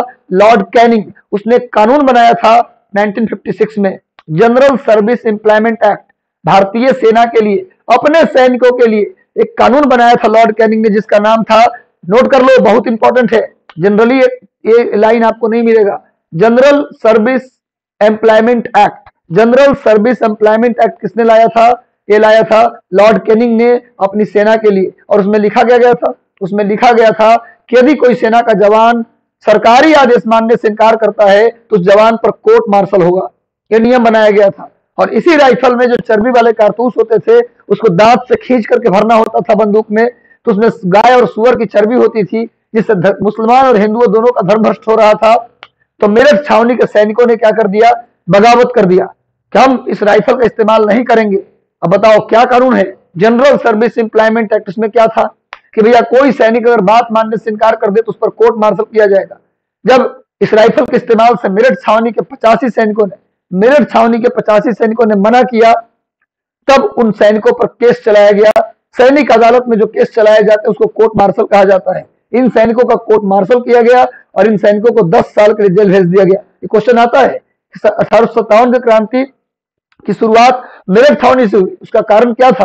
तो 85 सैनिकों को 10 साल का जेल हो गया था। इससे मेरठ छावनी के सैनिक बौखला गए और 10 मई 1857 को मेरठ छावनी से विद्रोह फूट पड़ा। क्वेश्चन आता है कि किस तारीख को विद्रोह हुआ? तो 10 मई 1857। एक प्रश्न भी आता है कि आखिर मई महीने में क्यों विद्रोह हुआ? संडे का दिन क्यों चुना गया? 10 मई को भी संडे था। पहले विद्रोह होना था 31 मई को, विद्रोह पहले होना था 31 मई को, लेकिन विद्रोह हुआ 31 मई को ना होकर के विद्रोह कब हुआ? विद्रोह हुआ 10 मई को, लेकिन संजोग था कि 10 मई को भी संडे था। आखिर संडे का दिन क्यों लिया गया? इसलिए लिया गया कि एक तो मई का महीना, गर्मी, मई के महीना में कितना गर्मी होता आप जानते हैं। अंग्रेज को गर्मी बर्दाश्त नहीं होता, तो आधे अंग्रेज भाग के चले जाते हैं अपने देश में, है ना। और जो अंग्रेज होंगे भी संडे के दिन विद्रोह करेंगे तो चर्च में मिलेंगे, तो आराम से उनके बिल्डिंगों में आग लगाने में मजा आएगा। तो इसलिए 10 मई संडे के दिन 1857 को विद्रोह फूटा। कहां से? मेरठ छावनी से। कारण था 85 सैनिकों को 10 साल के लिए जेल भेजा जाना। क्लियर है? अगले प्रश्न पर बढ़ते हैं हम लोग, ध्यान से पढ़िए प्रश्न। नेक्स्ट प्रश्न की ओर बढ़ते हैं। भारत के प्रथम स्वतंत्रता संग्राम का तत्कालीन कारण क्या था? तत्कालिक कारण क्या था भारत के प्रथम स्वतंत्रता संग्राम का? यानी 57 के क्रांति का पूछ रहा है, 1857 रिवोल्ट का पूछ रहा है। इमीडिएट काउज क्या था? What was the main reason for India's first freedom struggle at that time? हालांकि मेन रीजन नहीं कहा जाए, इसको कहा जाए इमीडिएट कॉज। कौन था इसमें से इमीडिएट कॉज? लॉर्ड डलहौजी का हड़प नीति, अंग्रेजों का धर्म में हस्तक्षेप, सैनिक असंतोष, चर्बी वाला कारतूस। बताओ जल्दी से, इनमें से क्या आंसर होगा?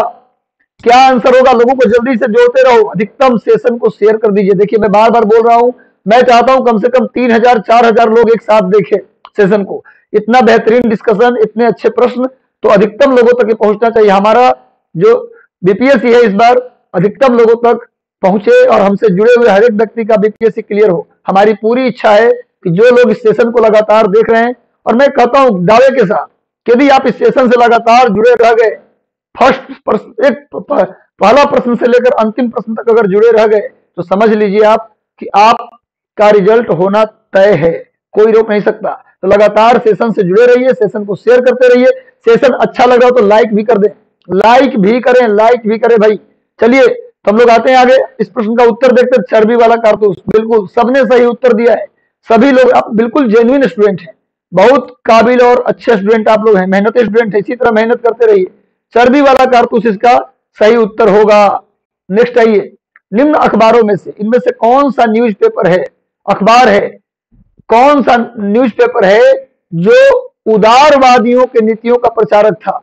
इनमें से कौन सा ऐसा न्यूज़पेपर है जो उदारवादी, उदारवादी का मतलब नरम दल, उदारवादी मतलब नरम दल, और एक्सट्रीम का मतलब गरम दल। तो कह रहे नरम दल के जो पॉलिसी था उसको सपोर्ट करने वाला इनमें से कौन सा न्यूज़पेपर था? विच one of the following newspaper was the propagator, propagator मतलब प्रचार करने वाला, propagator of the politics of the main liberals, liberals के प्रचार करने वाला, उनके विचारों को प्रचार करने वाला कौन सा न्यूज़पेपर है? इसका सही उत्तर होगा द लीडर। इसका सही उत्तर होगा द लीडर। द लीडर ये मदन मोहन मालवीय का अखबार था, मदन मोहन मालवीय द्वारा प्रकाशित किया गया अखबार था the leader. Hindustan, the leader और हिंदुस्तान, ये दोनों मैगजीन किसका था? ये दोनों न्यूज़पेपर किसका था? मदन मोहन मालवीय। वही मदन मोहन मालवीय जिन्हें भारत रत्न पुरस्कार भी मिला मोदी जी के आने के बाद, जिन्होंने 1916 में काशी यानी बनारस हिंदू विश्वविद्यालय की स्थापना की। यानी द लीडर जो था उदारवादियों की नीतियों का प्रचारक था। ठीक है। न्यू इंडिया और कॉमन बिल ये एनी बेसेंट की मैगजीन है। न्यू इंडिया और कॉमन बिल, न्यू इंडिया और कॉमन बिल ये दो मैगजीन एनी बेसेंट का है। यंग इंडिया महात्मा गांधी का है, यंग इंडिया महात्मा गांधी का है। और हरिजन और कौन भाई? Indian Opinion, Indian Opinion, Young India, Navjivan, Harijan, ये सब के सब किसके न्यूज़पेपर है भाई? ये सब के सब न्यूज़पेपर है किसके? महात्मा गांधी के। क्लियर है। फ्री प्रेस जनरल ये किसका है? ये भी नोट कर लो, तारकनाथ दास। फ्री प्रेस जनरल ये किसका है? तारकनाथ दास। इसके संपादक कौन है? तारकनाथ दास। इन सबका हो गया डिस्कशन। इसलिए आप लोग ध्यान रखिएगा, द लीडर जो था उदारवादियों के विचारों का प्रचारक था। अगले प्रश्न पर बढ़ते, निम्नलिखित में से किस भाषा में इंडियन ओपिनियन लिखिए? अगला प्रश्न आ गया वही गांधी जी वाली मैगजीन। इंडियन ओपिनियन नामक पत्रिका किस भाषा में नहीं निकलता था? कौन सी भाषा में इंडियन ओपिनियन नहीं निकलता था? आप जानते हैं कि महात्मा गांधी जब अफ्रीका में थे उस समय उन्होंने इंडियन ओपिनियन निकाला था। यानी गांधी जी के जीवन का पहला मैगजीन, गांधी जी की पहली मैगजीन थी इंडियन ओपिनियन। इसको गांधी जी ने साउथ अफ्रीका से पब्लिश करवाया था 1903 में, 1903 में गांधी जी ने इंडियन ओपिनियन पत्रिका का प्रकाशन दक्षिण अफ्रीका से करवाया था। लेकिन उसका प्रकाशन अंग्रेजी में था, गुजराती में था, क्लियर है, तमिल में था, लेकिन उर्दू में नहीं था। उसका प्रकाशन उर्दू में नहीं होता था। इसका सही उत्तर हो जाएगा Urdu. D is the right answer. Next आइए, आप जानते हैं कि महात्मा गांधी जब अफ्रीका में थे तो उन्होंने 2 आश्रम का निर्माण करवाया था, 2 फार्म हाउस का निर्माण करवाया था। एक फिनिक्स आश्रम, महात्मा गांधी ने अफ्रीका में 2 आश्रम बनवाए, एक फिनिक्स आश्रम और दूसरा टॉल्स्टॉय आश्रम। टॉल्स्टॉय और फिनिक्स आश्रम की स्थापना महात्मा गांधी ने अफ्रीका में किया। और भारत में महात्मा गांधी ने यहां भी 2 आश्रम बनाए, एक सत्याग्रह आश्रम जिसको हम साबरमती आश्रम के नाम से भी जानते हैं। सत्याग्रह, जब साबरमती आश्रम बना था तब इसका नाम था सत्याग्रह आश्रम, बाद में उसका नाम बदल के कर दिया गया था साबरमती आश्रम। लेकिन मैं बता दूं आपको कि साबरमती आश्रम के साथ साथ वर्धा आश्रम का निर्माण भी किसने करवाया था? महात्मा गांधी ने। तो गांधी जी का 2 अफ्रीका में आश्रम और 2 भारत में आश्रम। गांधी जी के नाम पर एक विश्वविद्यालय भी है वर्धा में, महात्मा गांधी हिंदी अंतरराष्ट्रीय हिंदी विश्वविद्यालय। महात्मा गांधी अंतरराष्ट्रीय हिंदी विश्वविद्यालय कहाँ है जी? वर्धा में है। इतनी बातें याद रखिए, बस काम हो जाएगा। बस ऐसे ही लगातार जुड़े रहिए, लोगों को जोड़ते भी रहिए। सेशन अच्छा लग रहा तो लाइक कर दीजिए।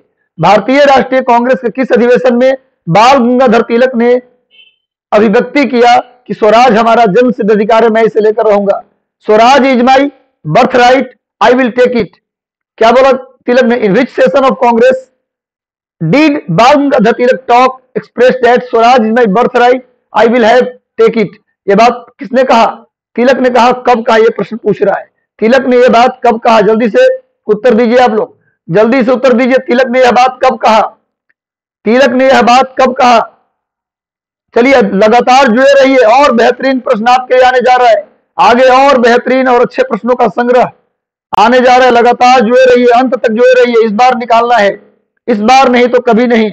इस बार एसडीएम का जो पोस्ट है हमारा, डिप्टी कलेक्टर का पोस्ट हमारे हाथ आना चाहिए, हम सभी के हाथ। चलिए भैया जल्दी से जुड़ जाइए सब लोग, और लोगों को जोड़ भी लीजिए। लगातार सेशन को शेयर कर दीजिए, जितने भी लोग आपके संपर्क में हैं, सारे ग्रुप्स में, सारे चैनल्स पे इसे शेयर कर दीजिए। सेशन अच्छा लग रहा है तो लाइक भी कर दीजिए। चलो भाई जल्दी से उत्तर दो इसका। इसका सही उत्तर होगा 1916। जिन्होंने उत्तर दिया है, जिन्होंने उत्तर दिया है डी, जिन्होंने डी उत्तर दिया है, लखनऊ अधिवेशन। लखनऊ अधिवेशन 1916 में, जहां कांग्रेस और मुस्लिम लीग के बीच पैक्ट हुआ था, कांग्रेस और मुस्लिम लीग के बीच समझौता हुआ था, बाल गंगाधर तिलक और एनी बेसेंट के प्रयास से। लखनऊ अधिवेशन में 1916 में क्या हुआ था, लखनऊ अधिवेशन 1916 में कांग्रेस और मुस्लिम लीग के बीच पैक्ट हुआ था, तिलक के प्रयास से है। तिलक ने इसी सेशन में कहा था, स्वराज मेरा जन्म सिद्ध अधिकार है, मैं इसे लेकर रहूंगा। बाल गंगाधर तिलक की 2 मैगजीन थी, एक मराठा दूसरी केसरी। मराठा इंग्लिश में और केसरी मराठी में। इन्होंने 2 किताबें भी लिखी थी, एक का नाम था गीता रहस्य और दूसरे का नाम था Arctic home of Vedas. Arctic home of Vedas एक किताब, और दूसरी किताब का नाम था गीता रहस्य। इन्होंने ही बताया था कि वैदिक सभ्यता के संस्थापक, तिलक ने बताया था कि वैदिक सभ्यता के संस्थापक आर्य मूलतः साइबेरिया से आए थे। कहां से आए थे, साइबेरिया से आए थे। जब तिलक को जेल हुआ, जब तिलक को जेल हुआ तो जर्मनी का एक बहुत बड़ा विद्वान था मैक्स मूलर, जिन्होंने, मैक्स मूलर ने कहा कि तिलक संस्कृत के एक विद्वान के रूप में तिलक में हमारी दिलचस्पी है। क्वेश्चन आता है किसने कहा था तिलक के बारे में, बाल गंगाधर तिलक के बारे में किसने कहा कि संस्कृत के एक विद्वान के रूप में तिलक में हमारी दिलचस्पी है। ये बात बोलने वाला व्यक्ति कौन था, मैक्स मूलर, जर्मनी के सपूत मैक्स मूलर ने यह बात कहा कि तिलक में हमारी दिलचस्पी है संस्कृत के विद्वान के रूप में। ये वही मैक्स मूलर है जिसने कहा था कि आर्य मध्य एशिया से आए थे, आर्य एशिया माइनर से आए थे। एशिया माइनर का मतलब मध्य एशिया होता है। मिडिल एशिया से आर्य आए, किसने बताया, मैक्स मूलर। आर्य साइबेरिया से आए, आर्कटिक प्रदेश से आए, किसने बताया, तिलक। आर्य तिब्बत से आए, किसने बताया, दयानंद सरस्वती। आर्य यूरोप से आए, किसने बताया, जॉर्ज ग्रियर्सन। तो आर्य कहां से आए, इससे प्रश्न पूछता है। यूरोप से आए, किसने बताया, मिडिल एशिया से आए, किसने कहा। तो ये सारी जो मैंने बात बोला है इसको नोट डाउन कर लीजिएगा, मैक्सिमम बात हो। तिलक को अशांति का दूत किसने कहा था, सर वैलेंटाइन सिरोल ने कहा था। अपनी किताब इंडिया अनरेस्ट नामक की किताब लिखा था, सर वैलेंटाइन सिरोल की पुस्तक का नाम इंडिया अनरेस्ट। उसी में इसने तिलक को अशांति का दूत कहा था, जिसके लिए तिलक ने केस भी कर दिया था। तिलक ने सर वैलेंटाइन सिरोल को मानहानि का केस किया था। नेक्स्ट आते हैं प्रश्न संख्या 24। बंगाल में ब्रिटेन की वस्तुओं के बहिष्कार का सुझाव सर्वप्रथम किसने दिया। बंगाल में ब्रिटेन के वस्तुओं को बहिष्कार किया जाए और क्या अपनाया जाए, स्वदेशी अपनाया जाए। स्वदेशी अपनाने की सलाह पहली बार किसने दिया। विदेशी वस्तुओं को डिस्ट्रॉय करने, उसका विरोध करने का सुझाव तथा स्वदेशी अपनाने का सुझाव पहली बार, ध्यान रखना, फर्स्ट टाइम किसने दिया। अरविंद घोष, कृष्ण कुमार मित्र, मोतीलाल घोष, सतीश चंद्र मुखर्जी। जल्दी से इसका उत्तर दे दीजिए, जल्दी से इसका उत्तर दीजिए, जल्दी से। बहुत अच्छे अच्छे प्रश्न आने जा रहे हैं। लगातार सेशन को शेयर कर दें, शेयर करें, अधिकतम शेयर करें, लाइक करें। यदि कोई सुझाव हो, यदि आपको लगता है कि हमको और क्या चाहिए, आप लोगों को कुछ और भी लगता हो कि सर की तरफ से हमको ये मिलना चाहिए, तो बिल्कुल हम आपके लिए करेंगे। अगर कोई सुझाव हो तो जरूर कमेंट बॉक्स में आप सुझाव दे सकते हैं। कमेंट बॉक्स में अपना सुझाव दीजिए, आपके लिए जो बेहतर हो सकता है हम लोग लाते रहेंगे। बस इस बार निकालना है, इस बार नहीं तो कभी नहीं। ये दीवार पर लिख के साथ दीजिए और इस बार सफल होना है हर हाल में। चलो भैया जल्दी से इसका उत्तर दे दीजिए आप लोग। इसका सही उत्तर होगा बी। जिन्होंने बी दिया है वो बिल्कुल सही उत्तर है, के मित्र। इनका शॉर्ट फॉर्म है के मित्र। कृष्ण कुमार मित्र ने पहली बार ब्रिटेन की वस्तुओं को बहिष्कार करने का सुझाव दिया और पहली बार स्वदेशी शब्द का प्रयोग पहली बार किसने किया, कृष्ण कुमार मित्र ने किया। याद रखिएगा, कृष्ण कुमार मित्र ने ही, नोट कर लो, मित्र ने ही पहली बार स्वदेशी का प्रयोग किया। अरविंद घोष के बारे में आप जानते हैं, ये गरम दल के नेता थे। इन्होंने पांडिचेरी में ओरेबिले आश्रम की स्थापना की थी। मोतीलाल घोष, इनका संबंध है अमृत बाजार पत्रिका से। सतीश चंद्र मुखर्जी, ये भी बंगाल के क्रांतिकारी थे। नेक्स्ट आते हैं, लॉर्ड कर्जन द्वारा 1905 में किया गया बंगाल विभाजन किस वर्ष रद्द हुआ? ध्यान से पढ़िए क्वेश्चन को ध्यान से पढ़ना है। लॉर्ड कर्जन ने 16 अक्टूबर को, ध्यान रखिएगा कब किया था, 16 अक्टूबर 1905 को बंगाल का विभाजन कर दिया था। लॉर्ड कर्जन ने बंगाल विभाजन का निर्णय कब लिया था? 19 जुलाई को। 19 जुलाई को लॉर्ड कर्जन ने बंगाल विभाजन का निर्णय लिया। 7 अगस्त को स्वदेशी आंदोलन की शुरुआत की गई और 16 अक्टूबर को बंगाल का विभाजन किया गया। तीनों डेट आपको याद होना चाहिए। 19 जुलाई को बंगाल विभाजन का निर्णय हुआ, बांटा नहीं गया, निर्णय हुआ। 7 अगस्त को स्वदेशी आंदोलन की शुरुआत की गई, बंग भंग आंदोलन भी उसको बोलते हैं, और 16 अक्टूबर को बंगाल का विभाजन कर दिया गया। तो बंगाल के विभाजन को समाप्त कब किया गया? बंगाल के विभाजन को समाप्त कब किया गया? इसका सभी लोगों ने इसका सही उत्तर दिया है। सबका सही उत्तर है 1911। 1911 में बंगाल विभाजन को रद्द किया गया, फिर से पूर्वी बंगाल और पश्चिमी बंगाल को मिला दिया गया। उस समय गवर्नर कौन थे? जल्दी से उत्तर दो तुम लोग, इसमें ऑप्शन नहीं दे रहा हूं। जिस समय बंगाल विभाजन रद्द किया गया उस समय गवर्नर कौन थे? जल्दी से इसका उत्तर दो, जल्दी से उत्तर दो। जो बताएगा उसे मिलेगा गिफ्ट हैम्पर। जल्दी से बताओ। लॉर्ड हार्डिंग, बिल्कुल सही। अभिषेक कुमार जी ने बोला लॉर्ड हार्डिंग, मोनू कुमार जी ने भी बताया लॉर्ड हार्डिंग, सभी लोग बता रहे हैं लॉर्ड हार्डिंग। बिल्कुल, लॉर्ड हार्डिंग द्वितीय इस समय गवर्नर था। और मैं बता दूं कि इस समय लॉर्ड हार्डिंग द्वितीय गवर्नर था और इस समय जॉर्ज पंचम 1911 दिसंबर में जॉर्ज पंचम और उनकी पत्नी क्वीन मैरी भारत आए। दिल्ली दरबार लगा 11 अक्टूबर, 12 अक्टूबर, 13 अक्टूबर, दिसंबर, 11 दिसंबर, 12 दिसंबर, 13 दिसंबर, 3 दिन 1911 में दिल्ली दरबार लगा। 11 दिसंबर, 12 दिसंबर, 13 दिसंबर 1911 को दिल्ली दरबार लगा। जॉर्ज पंचम और क्वीन मैरी भारत आए और 3 निर्णय लिया गया। नोट कर लेना, 3 डिसीजन हुआ। पहला डिसीजन हुआ बंगाल विभाजन को रद्द किया गया, दूसरा डिसीजन हुआ राजधानी को कलकत्ता से दिल्ली ले जाया गया और तीसरा डिसीजन हुआ बंगाल से बिहार को अलग कर दिया गया। ये 3 डिसीजन हुआ 1911 में दिल्ली दरबार के दौरान। क्लियर है? आगे बढ़ते हैं, नेक्स्ट प्रश्न पर बढ़ते हैं। कम्युनिस्ट इंटरनेशनल का सदस्य बनने वाला पहला भारतीय कौन था जो कम्युनिस्ट इंटरनेशनल का मेंबर बना था?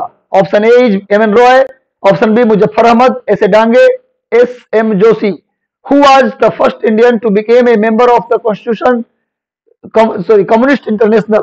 एम.एन. रॉय, मुजफ्फर अहमद, एस.ए. डांगे, एस.एम. जोशी। जल्दी बता दो, कम्युनिस्ट इंटरनेशनल का मेंबर बनने वाला पहला भारतीय कौन था?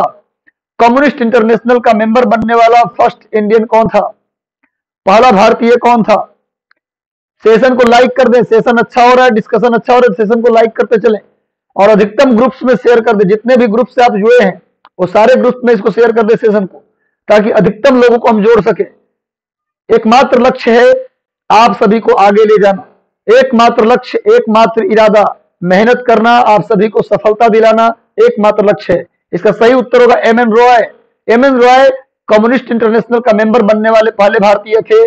और मैं बता दूं एक बहुत इंपॉर्टेंट बात, ताशकंद में 1920 में, भारत में नहीं, ताशकंद में, उज्बेकिस्तान की राजधानी है, वर्तमान में उज्बेकिस्तान की राजधानी है ताशकंद में एम.एन. रॉय ने ही 1920 में communist party of India CPI की स्थापना किया था। कम्युनिस्ट पार्टी ऑफ इंडिया की स्थापना एम.एन. रॉय, फुल फॉर्म होता है मनवेंद्र नाथ रॉय ने, एम.एन. रॉय ने ताशकंद में 1920 में कम्युनिस्ट पार्टी ऑफ इंडिया की स्थापना की थी। कम्युनिस्ट पार्टी ऑफ इंडिया की स्थापना इंडिया में नहीं हुआ था, ताशकंद में हुआ था, ध्यान रखिएगा। ये एम.एन. रॉय के बारे में जो और इंपॉर्टेंट बात है वो ये है कि पहली बार एम.एन. रॉय ने ही पहली बार 1934 में 1934 में कॉन्स्टिट्यूशनल असेंबली, संविधान सभा की बात की थी। पहली बार संविधान सभा का जिक्र, पहली बार एक संविधान सभा होगा, भारत के संविधान बनाने के लिए एक संविधान सभा होगा, इसकी बात करने वाला पहला व्यक्ति कौन था? एम.एन. रॉय। इन्होंने 1934 में 1934 में कहा था कि संविधान सभा होनी चाहिए। ये भी नोट कर लीजिएगा, पहली बार संविधान सभा का विचार किसने दिया? एम.एन. रॉय 1934 में। लेकिन भारत में जो संविधान सभा बना वो कैबिनेट मिशन के अकॉर्डिंग बना। ये भी क्वेश्चन आता है कि भारत में जो संविधान बनाने के लिए संविधान सभा गठित किया गया 1946 में, वो संविधान सभा किसके सिफारिश पर गठित हुआ? तो आंसर होगा कैबिनेट मिशन। कैबिनेट मिशन कब आया था? 1946 में। इसमें ब्रिटेन के 3 कैबिनेट मंत्री भारत आए, इसीलिए इसका नाम पड़ गया कैबिनेट मिशन। क्यों नाम पड़ा? क्योंकि 3 कैबिनेट मंत्री भारत आए थे। एक का नाम था सर स्टैनफोर्ड क्रिप्स, दूसरे का नाम था एबी अलेक्जेंडर और तीसरे का नाम था पैथिक लॉरेंस। इस कैबिनेट मिशन का जो अध्यक्ष था वो था पैथिक लॉरेंस। इस कैबिनेट मिशन के सलाह पर ही भारत में संविधान सभा बना और भारत में अंतरिम सरकार का गठन किया गया। यानी भारत में अंतरिम सरकार, interim government and constitutional assembly both are established according to cabinet mission. Clear है? समझ में आ रहा है बात? अगले प्रश्न पर बढ़ते हैं। कानपुर षड्यंत्र केस मुकदमा किस आंदोलन के नेताओं के विरुद्ध चलाया गया था? The Kanpur conspiracy case was launched against the leader of which movement?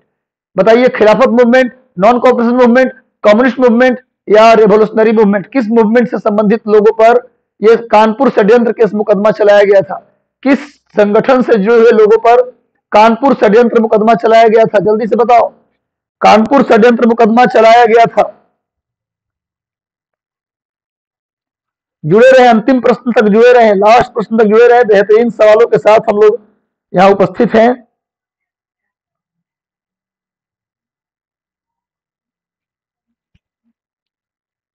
इसका सही उत्तर हो जाएगा, जिन्होंने भी उत्तर दिया है क्या? सी इज राइट आंसर। साम्यवादी आंदोलन, ये सब जुड़े हुए थे कम्युनिस्ट मूवमेंट से। और इसमें कौन कौन व्यक्ति पर केस हुआ, किस किस व्यक्ति पर केस किया गया? तो नाम लिख लीजिए, किस किस व्यक्ति पर भारत के कानपुर षड्यंत्र मुकदमा किन किन व्यक्तियों पर चलाया गया? तो उनका नाम लिख लीजिए। एस ए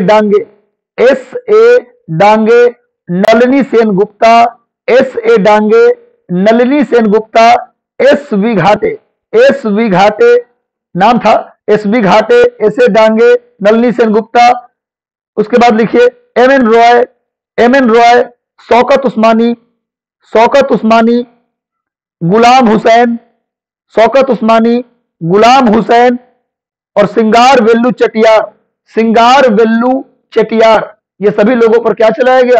1924 में। कब चलाया गया मुकदमा? नोट कर लीजिए, 1924। ये मुकदमा कब का है? 1924 का मुकदमा है। क्लियर है? इन सब बातों को आप नोट कर लीजिए। तो इसका सही उत्तर हो गया साम्यवादी आंदोलन। 28 नंबर प्रश्न देखते हैं। ट्रेड यूनियन आंदोलन का क्रांतिकारी चरण किसको माना जाता है? ट्रेड यूनियन आंदोलन का क्रांतिकारी चरण किसे माना जाता है? जल्दी से उत्तर दो। 1939, 1935, 45, 1926 to 1939, 1914 to 1918। What was the time of revolutionary phase of trade union movement? कब से कब तक को माना जाता है रिवोल्यूशनरी फेज, क्रांतिकारी चरण? जल्दी से उत्तर दीजिए इसका सभी लोग उत्तर दीजिए जल्दी से। महत्वपूर्ण प्रश्न है, आगे और भी अच्छे अच्छे प्रश्न आने वाले हैं, इसलिए कोई जाएगा नहीं। लगातार जुड़े रहिए, सेशन को शेयर करते रहिए। जल्दी से इसका उत्तर दे दीजिए आप लोग, जल्दी से इसका आंसर दीजिए।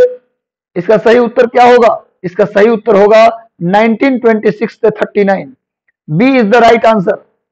ट्रेड यूनियन आंदोलन का क्रांतिकारी चरण था 1926 से 39। आप सभी जानते हैं all India trade union Congress की स्थापना कब किया गया था? ट्रेड यूनियन कांग्रेस जो था उसका क्रांतिकारी चरण किसको माना जाता है? उसका क्रांतिकारी चरण माना जाता है 1926 से 39 तक के बीच के काल को। तो ट्रेड यूनियन आंदोलन इसकी शुरुआत किया गया था वैसे 1920 में। कब शुरू किया गया? इसकी शुरुआत की गई वैसे 1920 में शुरुआत की गई। 1920 में इसकी स्थापना की गई। All India trade union Congress अखिल भारतीय ट्रेड यूनियन कांग्रेस की स्थापना कब की गई? 1920 में की गई। 1920 में की गई और इसके पहले अध्यक्ष बनाए गए इस all India trade union Congress, इसको शॉर्ट में एटक भी बोलते हैं। All India trade union Congress को शॉर्ट फॉर्म में हम एटक भी कहते हैं। एटक की स्थापना कब की गई? 1920 में। और इसके पहले अध्यक्ष बनाए गए Lala Lajpat Rai. All India trade union Congress के पहले अध्यक्ष कौन बने? लाला लाजपत राय। तो 1920 के बाद 1926 तक आते आते इसके चरण, कौन से चरण प्रारंभ हो गए? क्रांतिकारी चरण। तो 1926 से 39 इसका सही उत्तर होगा। नोट, अगले प्रश्न पर बढ़ते हैं। वस्तु की मात्रा बदलने पर, वस्तु की मात्रा बदल जाए वस्तु का अमाउंट बदल जाए तो इसमें से क्या चेंज नहीं होता, क्या अपरिवर्तित रहता है? व्हाट रिमेन्स अनचेंज्ड, क्या अनचेंज रह जाता है? When the quantity of the commodity changed, अगर किसी वस्तु का कमोडिटी का मात्रा बदल दे, अमाउंट बदल दे, क्वांटिटी बदल दे, तो इनमें से क्या चेंज नहीं होगा? आयतन, द्रव्यमान, घनत्व, भार, volume, mass, density and weight, इनमें से क्या चेंज नहीं होगा? करेक्ट, कौन सा चेंज नहीं होगा? तो आयतन बदल जाएगा। अब जानते हैं कि मात्रा बदलेगा तो जाहिर सी बात है इसका आयतन बदल जाएगा। भाई मात्रा बदलेगा तो द्रव्यमान भी बदल जाएगा। भाई और जोड़ दोगे, तुम अमाउंट और जोड़ दोगे तो मास बढ़ ना जाएगा जी, और जोड़ोगे तो इसका वॉल्यूम भी बढ़ जाएगा, फैलाव भी बढ़ जाएगा। और जितना ज्यादा द्रव्यमान होगा उसका भार भी उतना ही ज्यादा होगा। भार तो समझते हो ना क्या होता है? वेट क्या होता है? 9th-10th क्लास में आपने पढ़ा होगा कि धरती जिस बल से, जिस फोर्स से किसी वस्तु को अपनी ओर खींचती है, उस फोर्स को ही भार कहा जाता है। और जो फोर्स होता है किस पर डिपेंड करता है? मास पर। तो द्रव्यमान मात्रा बढ़ा देंगे आप तो भार क्या हो जाएगा? बढ़ जाएगा। द्रव्यमान भी बढ़ जाएगा, आयतन भी बढ़ जाएगा। क्या चेंज नहीं होगा? तो घनत्व, डेंसिटी में कोई अंतर नहीं पड़ेगा। यदि किसी वस्तु की मात्रा बढ़ाते हैं तो डेंसिटी में कोई अंतर नहीं पड़ता, डेंसिटी में कोई चेंज नहीं होता। आयतन बढ़ जाता है, मास बढ़ जाता है और भार बढ़ जाता है। डेंसिटी में कैसे परिवर्तन हो? डेंसिटी तो डी बराबर एम बाई वी, वो नहीं मत देखिए Nawaz ji, D equal to M by V, मैं वो नहीं बोल रहा हूं। देखिए अगर D equal to M by V कब होगा? जब आयतन उसका डी डेंसिटी, मास और वॉल्यूम पर तब डिपेंड करेगा जब उसके वॉल्यूम को फिक्स कर दिया जाए। समझ रहा है बात में? उसके आयतन ना बढ़ाया जाए, आयतन उतना ही रखा जाए, एरिया उसका उतना ही रखा जाए, उसके अंदर और मात्रा बढ़ा दिया जाए, तब डेंसिटी बढ़ जाएगा, तब डेंसिटी बढ़ जाएगा।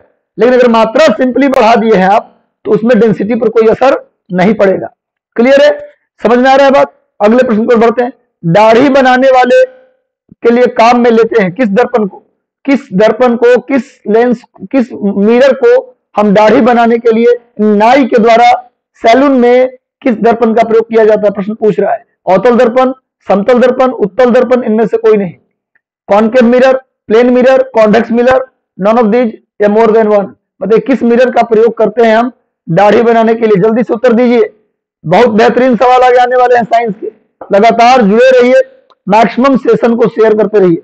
सेशन को जितना ज्यादा से ज्यादा शेयर कीजिए और लाइक कर दीजिए। सेशन अच्छा लग रहा हो तो लाइक कर दीजिए। लगातार हर दिन शाम 4 बजे हम आएंगे, इसलिए एकदम याद करके हर दिन जुड़ते रहिए, कॉपी और कलम लेकर के क्लास की तरह। जब तक एग्जाम नहीं होगा हम चुपचाप नहीं बैठेंगे। चलिए भैया, इसका सही उत्तर होगा ए, अवतल दर्पण। दाढ़ी बनाने के लिए हम लोग अवतल दर्पण का प्रयोग करते हैं, यानी कॉनकेव मिरर का प्रयोग करते हैं। वैसे बता दें कि जब भी आपको बोल्ड या बड़ा देखना हो तो अवतल दर्पण का ही प्रयोग करते हैं। बोल्ड या बड़ा देखना हो तो अवतल दर्पण। जैसे दांत और कान को देखने के लिए डॉक्टर किस दर्पण का प्रयोग करेगा? अवतल दर्पण का प्रयोग करेगा। हेडलाइट, कार के, गाड़ी के हेडलाइट में कौन सा दर्पण होगा? बड़ा देखना है उसे तो कौन सा दर्पण होगा? तो अवतल दर्पण। तो जब भी साइज के बड़ा देखना हो तो अवतल दर्पण का प्रयोग करेंगे। रटिए मत कि डॉक्टर करता है अवतल दर्पण का प्रयोग, डॉक्टर करता है अवतल दर्पण, ऐसे रटिए मत। बड़ा देखने का कोई भी सेंस आ जाए सब में लगा दो अवतल दर्पण। यदि वस्तु से छोटा देखना हो, जैसे ड्राइवर जहां बैठा है उसके बगल में एक शीशा लगा होता है पीछे देखने के लिए, वो शीशा कौन सा होता है? वो उत्तल दर्पण होता है, क्योंकि उस शीशा में बड़ा नहीं देखा जाता, छोटा देखा जाता है। क्योंकि बड़ा देखिएगा तो क्या होगा, एक गाड़ी में ही पूरा शीशा खत्म हो जाएगा, बाकी गाड़ी आपको दिखाई देगा ही नहीं। यानी कि साइड मिरर जो होता है उसमें उत्तल दर्पण का प्रयोग करते हैं, लेकिन गाड़ी के हेडलाइट में अवतल दर्पण का प्रयोग करते हैं। नाई के यहाँ आपको नाई यानी कि सैलून में भी आपको कोई बाल सेट करता है या आपको फेस को चेंज करता है तो आपका चेहरा बोल्ड दिखना चाहिए, तो बोल्ड यानी बड़ा दिखेगा तब ना, तो किसका प्रयोग करेगा? अवतल दर्पण का। देखो रटिए मत, कॉन्सेप्ट दिमाग में बना के रखिए, काम हो जाएगा। कितने डिग्री सेल्सियस सेंटीग्रेड पर, कितने डिग्री सेंटीग्रेड पर फ़ारेनहाइट तापक्रम और बराबर होता है? मतलब कि सेंटीग्रेड और फ़ारेनहाइट कितने डिग्री पर सेंटीग्रेड और फ़ारेनहाइट, डिग्री सेल्सियस और डिग्री फ़ारेनहाइट कितने डिग्री पर बराबर होते हैं? At what degree centigrade and Fahrenheit temperature remain the same? कितने डिग्री पर सेंटीग्रेड और फ़ारेनहाइट समान होते हैं? आप सभी जानते हैं, जल्दी से उत्तर दीजिए, जल्दी से इसका आंसर कीजिए, जल्दी से सभी लोग इसका आंसर कीजिए। ये तो आसान प्रश्न है, एक बार और मैंने पूछा था इसको, -40 डिग्री, बिल्कुल सही उत्तर, बहुत अच्छा उत्तर आप लोगों ने दिया है। -40 degree Celsius is equal to -40 degree Fahrenheit, यानी -40 डिग्री फ़ारेनहाइट बोलो या -40 डिग्री सेल्सियस बोलो, एक ही बात है। इसका एक रिलेशन होता है, फ़ारेनहाइट और डिग्री सेल्सियस के बीच रिलेशन होता है। उस रिलेशन में डिग्री सेल्सियस और फ़ारेनहाइट दोनों की जगह एक्स पुट कर दो, एक्स पुट कर दो, इक्वेशन सॉल्व करो तो एक्स की जो वैल्यू आएगा वो -40 डिग्री आता है। तो आपको याद होना चाहिए, आपको डिग्री सेल्सियस और फ़ारेनहाइट के बीच जो रिलेशनशिप है वो आपको याद कर लेना है आज ही जाकर के। कभी कभी ऐसे भी पूछ लेता है कि 100 डिग्री सेल्सियस जो है वो कितने डिग्री फ़ारेनहाइट के बराबर है, तो जब वो फॉर्मूला आपको याद रहेगा तो आपको अपने आप बन जाएगा। तो फॉर्मूला डिग्री सेल्सियस फ़ारेनहाइट के बीच रिलेशन आज जाके आप देख लीजिएगा। चलिए नेक्स्ट आइए, चमगादड़। चमगादड़ जो है रात अंधेरी रातों में उड़ सकता है और अपना शिकार भी कर सकता है, इसका कारण क्या है? इसका कारण पूछ रहा है क्या है चमगादड़।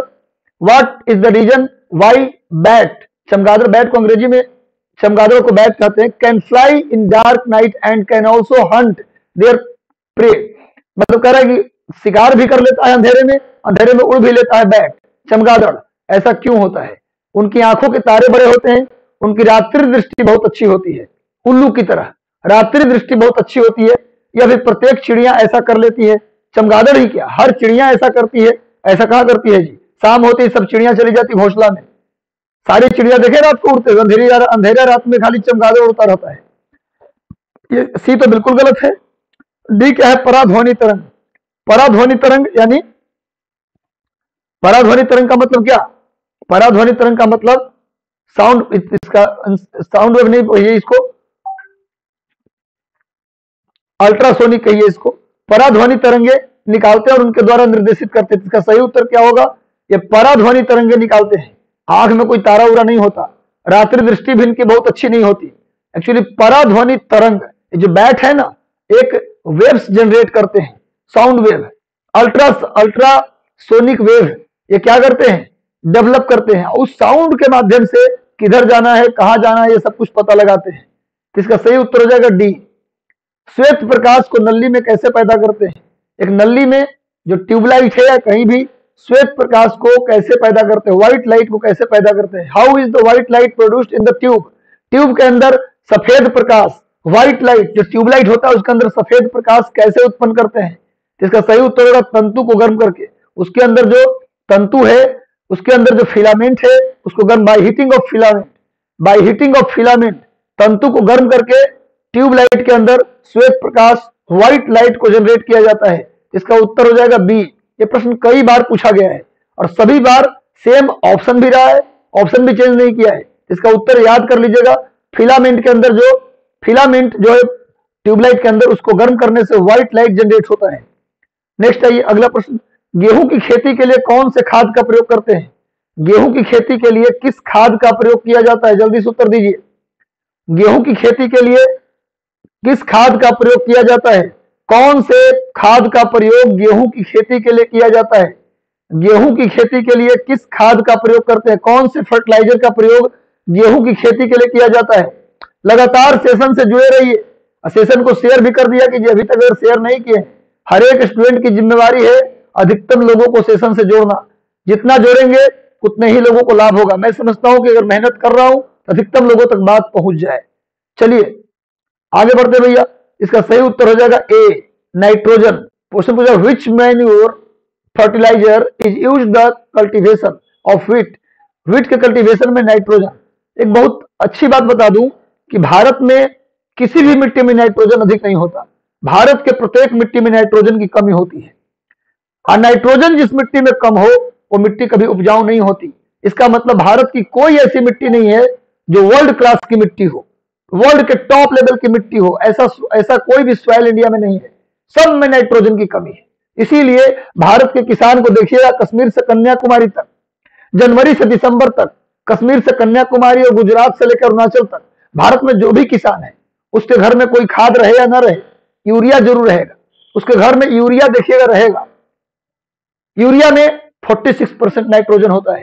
यानी खेत में नाइट्रोजन के मात्रा की पूर्ति के लिए भारत में किस खाद का प्रयोग करते हैं?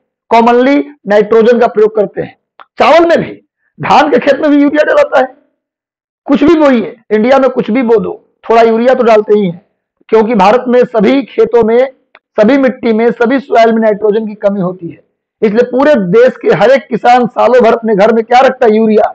नोट कर लो, यूरिया में कितना नाइट्रोजन होता है? 46%। Urea contain 46% of nitrogen. और एक बात और लिख दो, यूरिया जब आ गया तो ये लिख दिया 46% ऑफ नाइट्रोजन उसके अंदर होता है। अब जब यूरिया आ ही गया तो लिख लो प्रयोगशाला में बनने वाला पहला ऑर्गेनिक कंपाउंड, पहला कार्बनिक यौगिक, प्रयोगशाला में, लेबोरेटरी में बनाया जाने वाला पहला कार्बनिक कंपाउंड, ऑर्गेनिक कंपाउंड, कार्बनिक यौगिक कौन था? यूरिया था। प्रयोगशाला में पहली बार किस कार्बनिक कंपाउंड को बनाया गया था? अगर प्रश्न आ जाए, पहली बार किसको बनाया गया था? तो यूरिया को बनाया गया था। यूरिया को बनाया गया था। किसने बनाया था यूरिया? यूरिया किसने बनाया? यूरिया को किसने, लेबोरेटरी में यूरिया को किसने बनाया? जल्दी बताओ, आप लोगों से मैं पूछ रहा हूं। लेबोरेटरी में यूरिया को किसने बनाया? किसने तैयार किया था लेबोरेटरी में? पहली बार प्रयोगशाला में यूरिया को किसने तैयार किया? बोहलर, बिल्कुल सही, बोहलर ने तैयार किया। पहली बार बोहलर ने तैयार किया था यूरिया को, बिल्कुल सही। बोहलर ने, जिसका आंसर बोहलर था, हाँ बिल्कुल, बर्जीलियस के शिष्य थे। बर्जीलियस ने तो काम गड़बड़ा दिया था सारा। बर्जीलियस कह दिया था कि प्रयोगशाला में तो कभी कार्बनिक कंपाउंड बनाया ही नहीं जा सकता, और लेकिन इनके शिष्य बोहलर साहब ने क्या किया? बना दिया यूरिया। नेक्स्ट आते हैं, अगले प्रश्न की ओर बढ़ते हैं हम लोग। किस प्रकार के कांच में पैराबैंगनी किरण का विच्छेदन होता है? पैराबैंगनी किरण, अल्ट्रावायलेट रे का विच्छेदन, यानी कि कौन सा कांच हमें बचाता है अल्ट्रावायलेट रे से? ये प्रश्न पूछ रहा है। यानी जो चश्मा पहनते, धूप वाला चश्मा पहनते ना है जी, अपनी आंख को बचाने के लिए आप धूप चश्मा पहनते हैं, तो कौन सा ऐसा कांच है, कौन सा ऐसा शीशा है जिसका उपयोग आप करते हैं पैराबैंगनी किरणों से बचने के लिए? तो आंसर होगा क्रुक्स कांच। क्या आंसर होगा?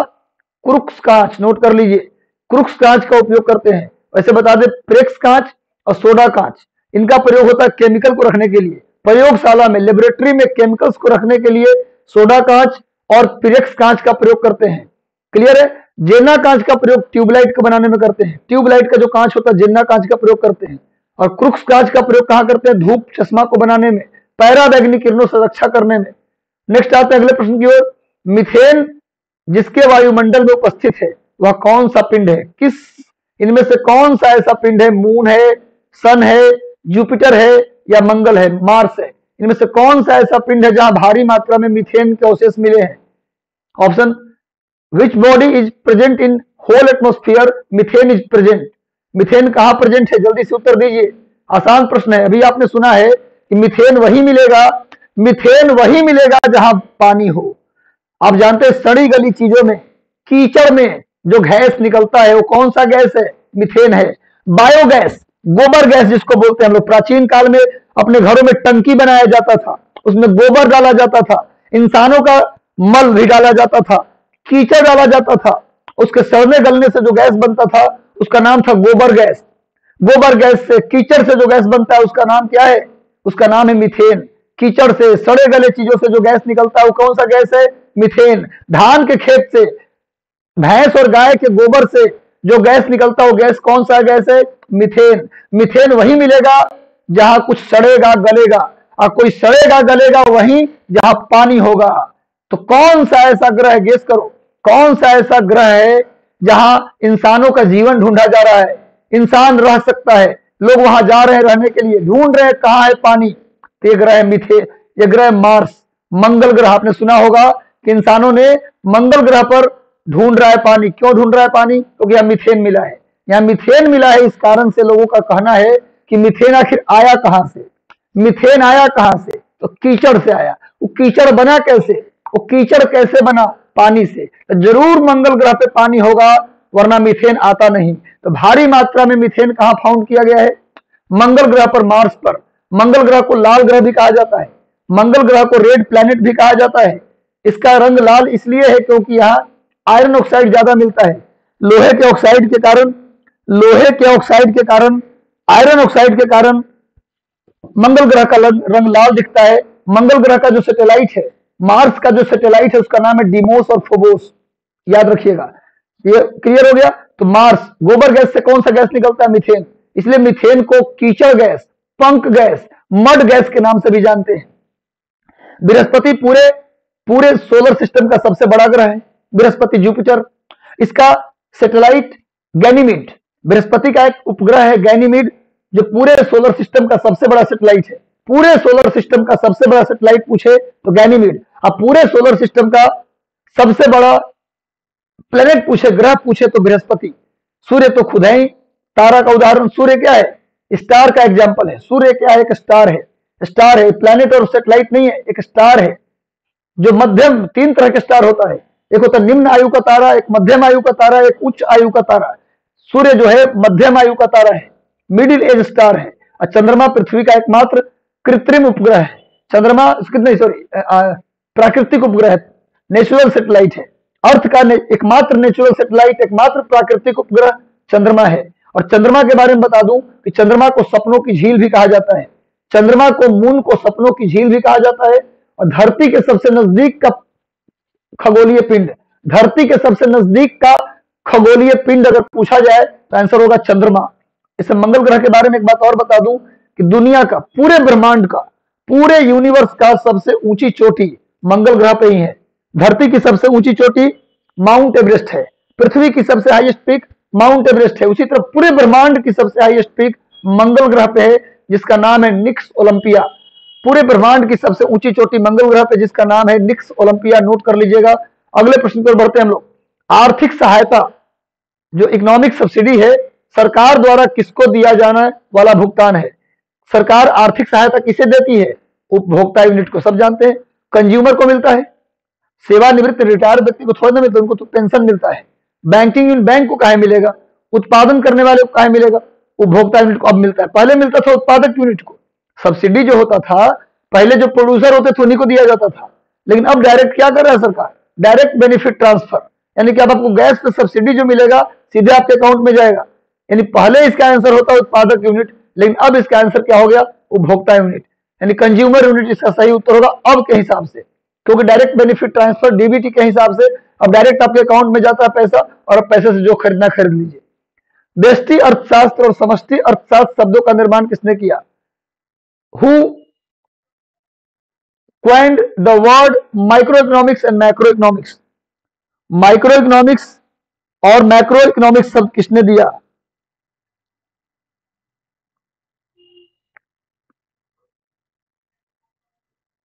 जल्दी से उत्तर दीजिए आप लोग। कौन दिया भाई? Alfred Marshall, Ragnar Nurkse, Ragnar Frisch, J M Keynes. जल्दी बताइए। माइक्रो इकोनॉमी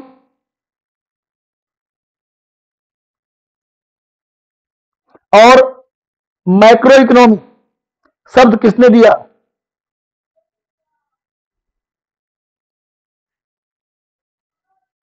जल्दी से उत्तर दीजिए।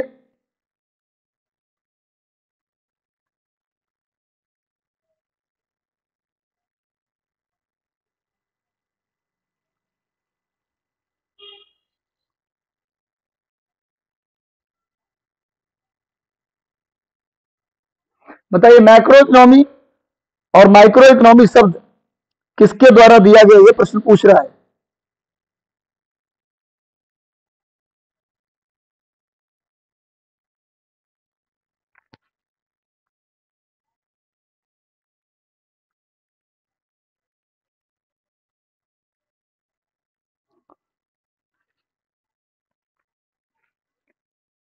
सही उत्तर बताओ इसका। माइक्रो इकोनॉमी और मैक्रो इकोनॉमी शब्द किसने दिया? जल्दी से उत्तर दो।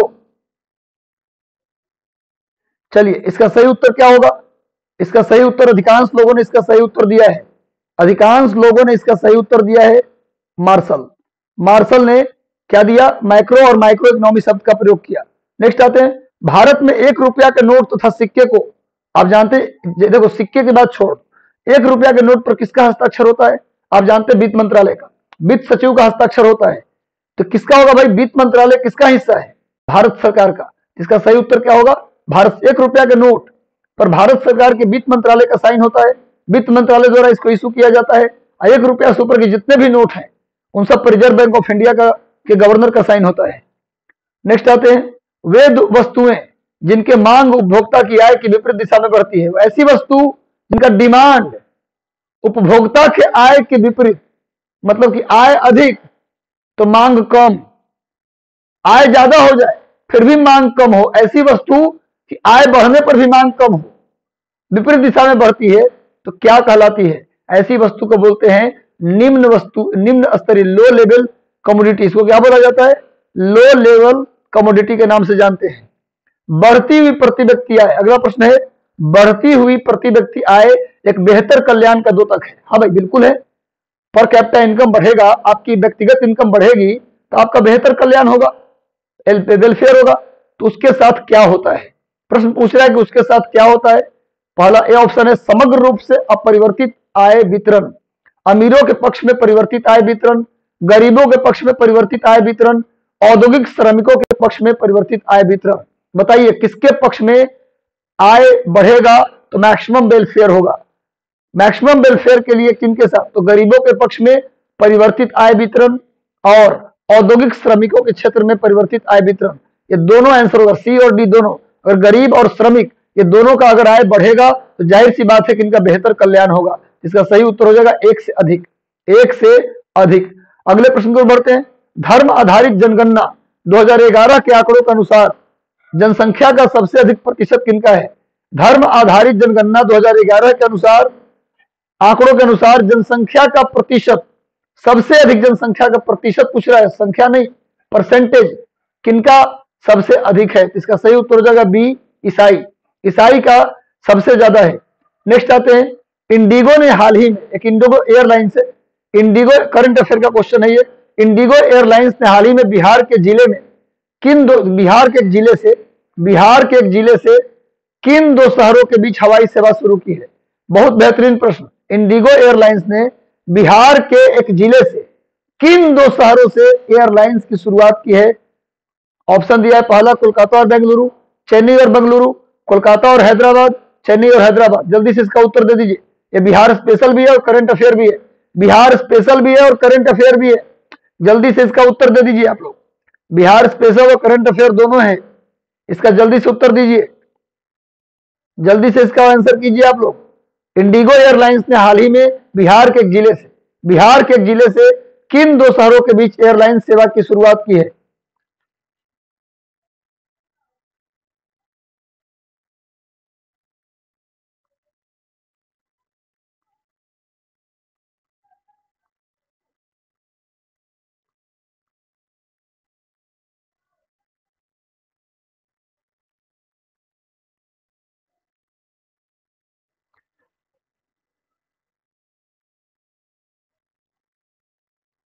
जल्दी से आप लोग उत्तर दे दीजिए। इसका सही उत्तर क्या होगा? इसका सही उत्तर क्या होगा?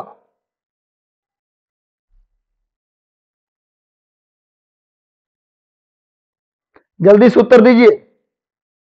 बिल्कुल ऑन कैमरा भी आ जाएंगे, बिल्कुल ऑन कैमरा भी आएंगे, टेंशन न लीजिए। तत्काल आप उत्तर दीजिए इसका जल्दी से, क्या आंसर होगा? इसका सही उत्तर होगा चेन्नई और बेंगलुरु। चेन्नई और बेंगलुरु से क्या किया गया है? हवाई सेवा की शुरुआत इंडिगो ने किया है। नेक्स्ट आते हैं, निम्नलिखित में से किस अधिनियम में, अब पॉलिटी से सवाल आ गया, निम्नलिखित में से किस अधिनियम में कोलकाता में एक सर्वोच्च न्यायालय की स्थापना की गई थी? कलकत्ता में एक सर्वोच्च न्यायालय की स्थापना 1774 में किया गया था। कब किया गया था? कलकत्ता के सुप्रीम कोर्ट की स्थापना 1774 में किया गया था, रेगुलेटिंग एक्ट 1773 के तहत। रेगुलेटिंग एक्ट 1773 के तहत पहली बार ईस्ट इंडिया कंपनी पर संसदीय नियंत्रण शुरू हुआ था। पहली बार parliamentary control, firstly parliamentary control started by regulating act, है ना। पहली बार ईस्ट इंडिया कंपनी पर पार्लियामेंट्री कंट्रोल की शुरुआत रेगुलेटिंग एक्ट 1773 में किया गया था और पहली बार सर्वोच्च न्यायालय की स्थापना की गई थी कलकत्ता में। लेकिन दिल्ली के सर्वोच्च न्यायालय की स्थापना, दिल्ली के सुप्रीम कोर्ट की स्थापना, दिल्ली के संघीय न्यायालय की स्थापना 28 जनवरी 1950 को की गई थी। नोट कर लीजिएगा। इस समय गवर्नर कौन थे? इस समय बंगाल के गवर्नर जनरल थे इस समय बंगाल के गवर्नर जनरल थे वारेन हेस्टिंग्स, याद रखिएगा। वारेन हेस्टिंग्स ने ही बंगाल में द्वैत शासन की समाप्ति की थी। वारेन हेस्टिंग्स ने ही बोर्ड ऑफ रेवेन्यू की स्थापना भी की थी। इसी के समय कलकत्ता में सुप्रीम कोर्ट बना था। इसी के समय भारतीय धर्म ग्रंथों का अंग्रेजी में अनुवाद के लिए एक ट्रांसलेशन डिपार्टमेंट बना था, जिसकी स्थापना सर विलियम जोन्स ने किया था। सर विलियम जोन्स ने किया था इसकी स्थापना। कब किया था भाई? 1784 में किया था। ये क्या था? इसका नाम था Asiatic Society of Bengal. Asiatic Society of Bengal की स्थापना सर विलियम जोन्स ने 1784 में किया। और ये क्या था? एक ट्रांसलेशन डिपार्टमेंट था। इसी के तहत विलियम विल्किंस ने गीता का अंग्रेजी में अनुवाद किया था। विलियम विल्किंस ने गीता का अंग्रेजी में अनुवाद किया था। क्लियर है? चार्टर एक्ट 1813 में चाय और चीन के साथ व्यापार को छोड़कर ईस्ट इंडिया कंपनी के व्यापार के अधिकार को समाप्त कर दिया गया। और चार्टर एक्ट 1833 के तहत ईस्ट इंडिया कंपनी के व्यापार के अधिकार को पूर्णतः समाप्त कर दिया गया और बंगाल के गवर्नर जनरल का नाम बदल के भारत का गवर्नर जनरल कर दिया गया। इस समय गवर्नर था लॉर्ड हेस्टिंग्स, इस समय गवर्नर था Lord William Bentinck. Lord Hastings, Lord William Bentinck, और इन दोनों के समय गवर्नर कौन थे? Warren Hastings.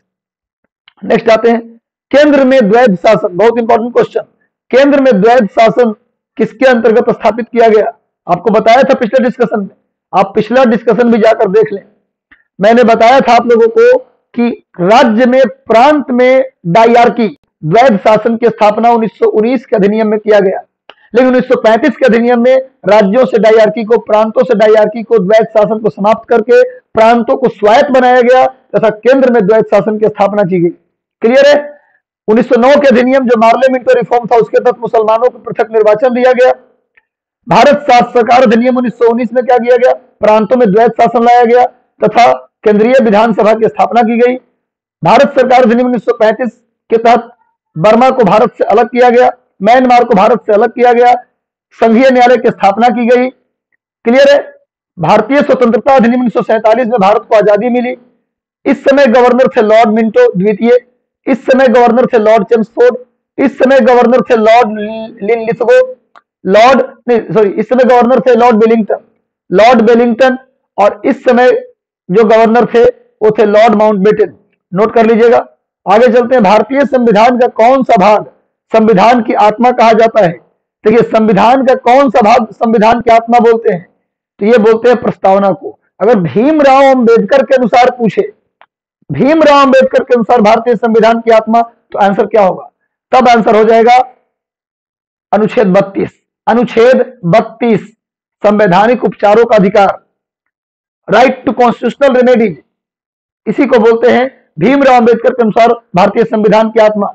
लेकिन अगर भीमराव अंबेडकर का नाम न दे, सिंपली पूछ ले कि भारतीय संविधान की आत्मा किसे बोलते हैं, तो प्रस्तावना को बोलते हैं। इसी को की ऑफ कॉन्स्टिट्यूशन भी बोलते हैं। इसे संविधान की कुंजी भी कहा जाता है, की ऑफ कॉन्स्टिट्यूशन। भारतीय संविधान की आत्मा, सोल ऑफ कॉन्स्टिट्यूशन, किसको बोलते हैं? प्रस्तावना को। अब प्रस्तावना में अभी तक एक बार मात्र संशोधन हुआ है 1976 में। प्रस्तावना में प्रियम्बल में, भारत के प्रियम्बल में, संविधान के प्रियम्बल में एक बार मात्र परिवर्तन हुआ है, एक बार संशोधन किया गया है 1976 में, 42वां संविधान संशोधन। 42वां संविधान संशोधन के तहत 3 शब्द जोड़े गए थे प्रस्तावना में, यानी प्रस्तावना में एक बार संशोधन हुआ है बस। अगले प्रश्न पर बढ़ते हैं। निम्नलिखित में से कौन सा एक कथन गलत है? इनमें से कौन सा एक कोटेशन गलत है? 1987 में गोवा पूर्ण राज्य का दर्जा प्राप्त किया, बिल्कुल सही है। गोवा, अरुणाचल प्रदेश और मिजोरम, अरुणाचल प्रदेश और गोवा, इन तीनों को पूर्ण राज्य का दर्जा कब मिला था? 1987 में। दमन दीव को भारतीय संविधान के 56वां संविधान संशोधन द्वारा गोवा से अलग किया गया, बिल्कुल सही है भी है। ये भी बिल्कुल क्या है? सही है। पूछ रहा है गलत कौन है? दादरा नगर हवेली 1954 तक फ्रांसीसी उपनिवेश के शासन में था। दादरा नगर हवेली फ्रांसीसियों के सी हो गया ना, या एक और है दमन दीव खंभात की खाड़ी का टापू है, बिल्कुल सही है। ये तीनों सही है। दादरा नगर हवेली पुर्तगालियों के कब्जे में था या फ्रांसीसियों के कब्जे में नहीं था? क्लियर है? ये फ्रांसीसी के कब्जे में सिर्फ पांडिचेरी था। पांडिचेरी, कारिकल, माहे और चंद्रनगर, पांडिचेरी, कारिकल, माहे और चंद्रनगर, यही केवल फ्रांसीसी कब्जे में थे। बाकी दादरा नगर हवेली, दमन दीव, गोवा, ये सब पुर्तगालियों के कब्जे में थे। इसलिए डी आंसर क्या है? गलत है। नेक्स्ट आप जानते हैं कि पांडिचेरी को फ्रांसीसियों ने कब आजाद किया? 1954 में। और दमन दीव, दादरा नगर हवेली और गोवा को छोड़कर पुर्तगाली कब गए? 1961 में। सबसे पहले भारत में आए पुर्तगाली और सबसे बाद में गए पुर्तगाली। 1498 में पुर्तगाली सबसे पहले आए और 1961 में सबसे बाद में, आजादी के बाद में गए। गोवा, दमन दीव, दादरा नगर हवेली ये सब पुर्तगाली कब्जे में थे, और पांडिचेरी, चंद्रनगर, माहे और कारिकल ये सब फ्रांसीसियों कब्जे में थे। फ्रांसीसी 1954 में गए। नेक्स्ट आते हैं, निम्नलिखित में से कौन सा एक कोटेशन सही है? कौन सा एक कोटेशन सही है? ये दिया, ये यहां शुरू है भाई। संविधान में मूल अधिकारों को, भारतीय संविधान में मूल अधिकारों को शामिल करने के लिए नेहरू रिपोर्ट 1928 में लाया गया था। बिल्कुल, नेहरू रिपोर्ट में क्या लाया गया था? फंडामेंटल राइट का कॉन्सेप्ट था नेहरू रिपोर्ट में। नेहरू रिपोर्ट में फंडामेंटल राइट का कॉन्सेप्ट था, जिसे स्वीकार किया गया 1931 के कराची अधिवेशन में। फंडामेंटल राइट का प्रस्ताव को स्वीकार कब किया गया? किस कांग्रेस सेशन में स्वीकार किया गया? तो 1931 के कराची सेशन में, जिसके अध्यक्ष थे सरदार वल्लभ भाई पटेल। लेकिन पहली बार 1928 में फंडामेंटल राइट नेहरू रिपोर्ट में इसका मेंशन था। भारत सरकार अधिनियम 1935 में मूल अधिकारों को प्रश्रय दिया गया था। भारत सरकार अधिनियम 1935 में मूल अधिकारों को प्रश्रय दिया गया था। तो ये पहला वाला तो सही है। दूसरा वाला जो है, 1935 के अधिनियम में फंडामेंटल राइट की चर्चा नहीं की गई थी। अगस्त प्रस्ताव 1940 में, ये भी गलत है। ये तीनों गलत है। सही उत्तर कौन सा? ए इज द राइट आंसर। इसका सही उत्तर होगा ए। अगले प्रश्न पर बढ़ते हैं। भारतीय संविधान में संशोधन करके शिक्षा के अधिकार को कब जोड़ा गया? जल्दी बताओ, अच्छा प्रश्न है। कांग्रेस पार्टी के समय, जिस समय शिक्षा मंत्री यानी एचआरडी मिनिस्टर कपिल सिब्बल थे, उस समय शिक्षा के अधिकार को मौलिक अधिकार बनाया गया। शिक्षा का अधिकार मौलिक अधिकार बनाया गया। इसको अनुच्छेद 21A में जोड़ा गया। अनुच्छेद 21A शिक्षा के अधिकार को मौलिक अधिकार 2010 में जोड़ा गया। 2010 में इसे मौलिक अधिकार बनाया गया। बिल्कुल सही है। लेकिन इसको किस अनुच्छेद में जोड़ा गया? संविधान के भाग 3 के अनुच्छेद 21A में शिक्षा के अधिकार को फंडामेंटल राइट बनाया गया। शिक्षा के अधिकार को क्या बनाया गया? Fundamental right. कब शामिल किया गया? जल्दी बताओ, शिक्षा के अधिकार को फंडामेंटल राइट में कब शामिल किया गया? जल्दी जल्दी उत्तर दो। शिक्षा के अधिकार को फंडामेंटल राइट कब बनाया गया? मैक्सिमम सेशन को शेयर कर दें। सेशन अच्छा लग रहा हो तो लाइक कर दें, लाइक बटन दबा दें। इसका सही उत्तर होगा 1 अप्रैल 2010। 1 अप्रैल 2010 को शिक्षा के अधिकार को मौलिक अधिकार का दर्जा मिला। शिक्षा के अधिकार को मौलिक अधिकार का दर्जा कब मिला? 1 अप्रैल 2010 को। किस संविधान संशोधन के तहत? तो 2002 में 86वां संविधान संशोधन के तहत 11वां मौलिक कर्तव्य जोड़ा गया, और उसी संशोधन के तहत 1 अप्रैल 2010 को कपिल सिब्बल के द्वारा शिक्षा के अधिकार को मौलिक अधिकार बनाया गया। अनुच्छेद 21 में इसे जोड़ा गया।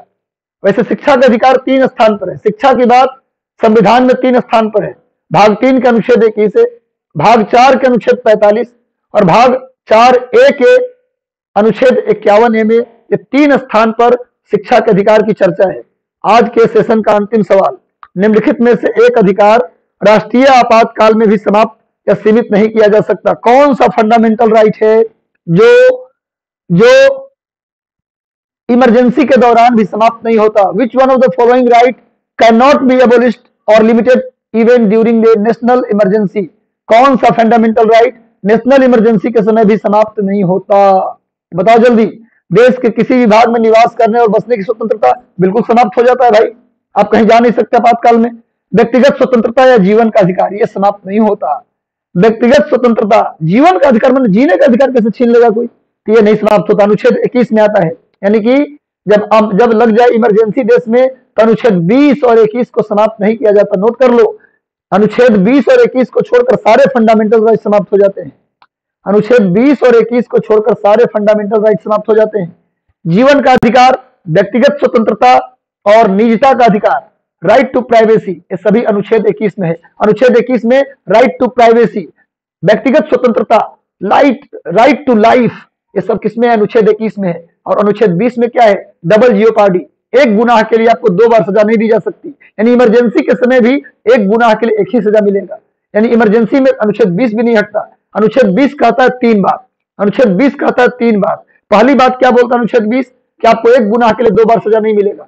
दूसरा बात क्या बोलता है अनुच्छेद 20? कि आपको अपने खिलाफ गवाही देने के लिए बाध्य नहीं किया जा सकता।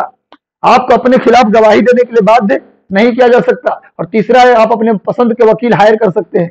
ये सब अनुच्छेद 20 में है। तो अनुच्छेद 20 और अनुच्छेद 21 ये 2 ऐसे अनुच्छेद हैं जो इमरजेंसी के दौरान भी समाप्त नहीं होते। कैसा लगा सेशन? आप कमेंट बॉक्स में जरूर बताएं। समझ में आया, मजा आया तो कमेंट बॉक्स में बताएं आप, और लगातार सेशन से जुड़े रहें। सेशन को मैक्सिमम लोगों तक शेयर कर दें। सेशन अच्छा लगा हो तो लाइक बटन जरूर दबा दें। जाते जाते लाइक बटन दबा दें। कैसा लगा सेशन जरूर बताएं। अगर कोई सुझाव हो इस चैनल पर कि आपके लिए और क्या क्या हम कर सकते हैं तो जरूर अपना सुझाव दें। आपका सुझाव का स्वागत है।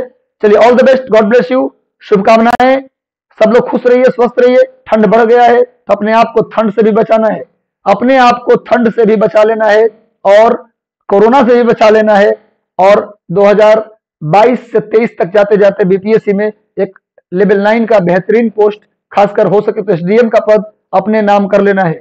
चलिए, सबको शुभकामनाएं, सबको आशीर्वाद। Thank you very much.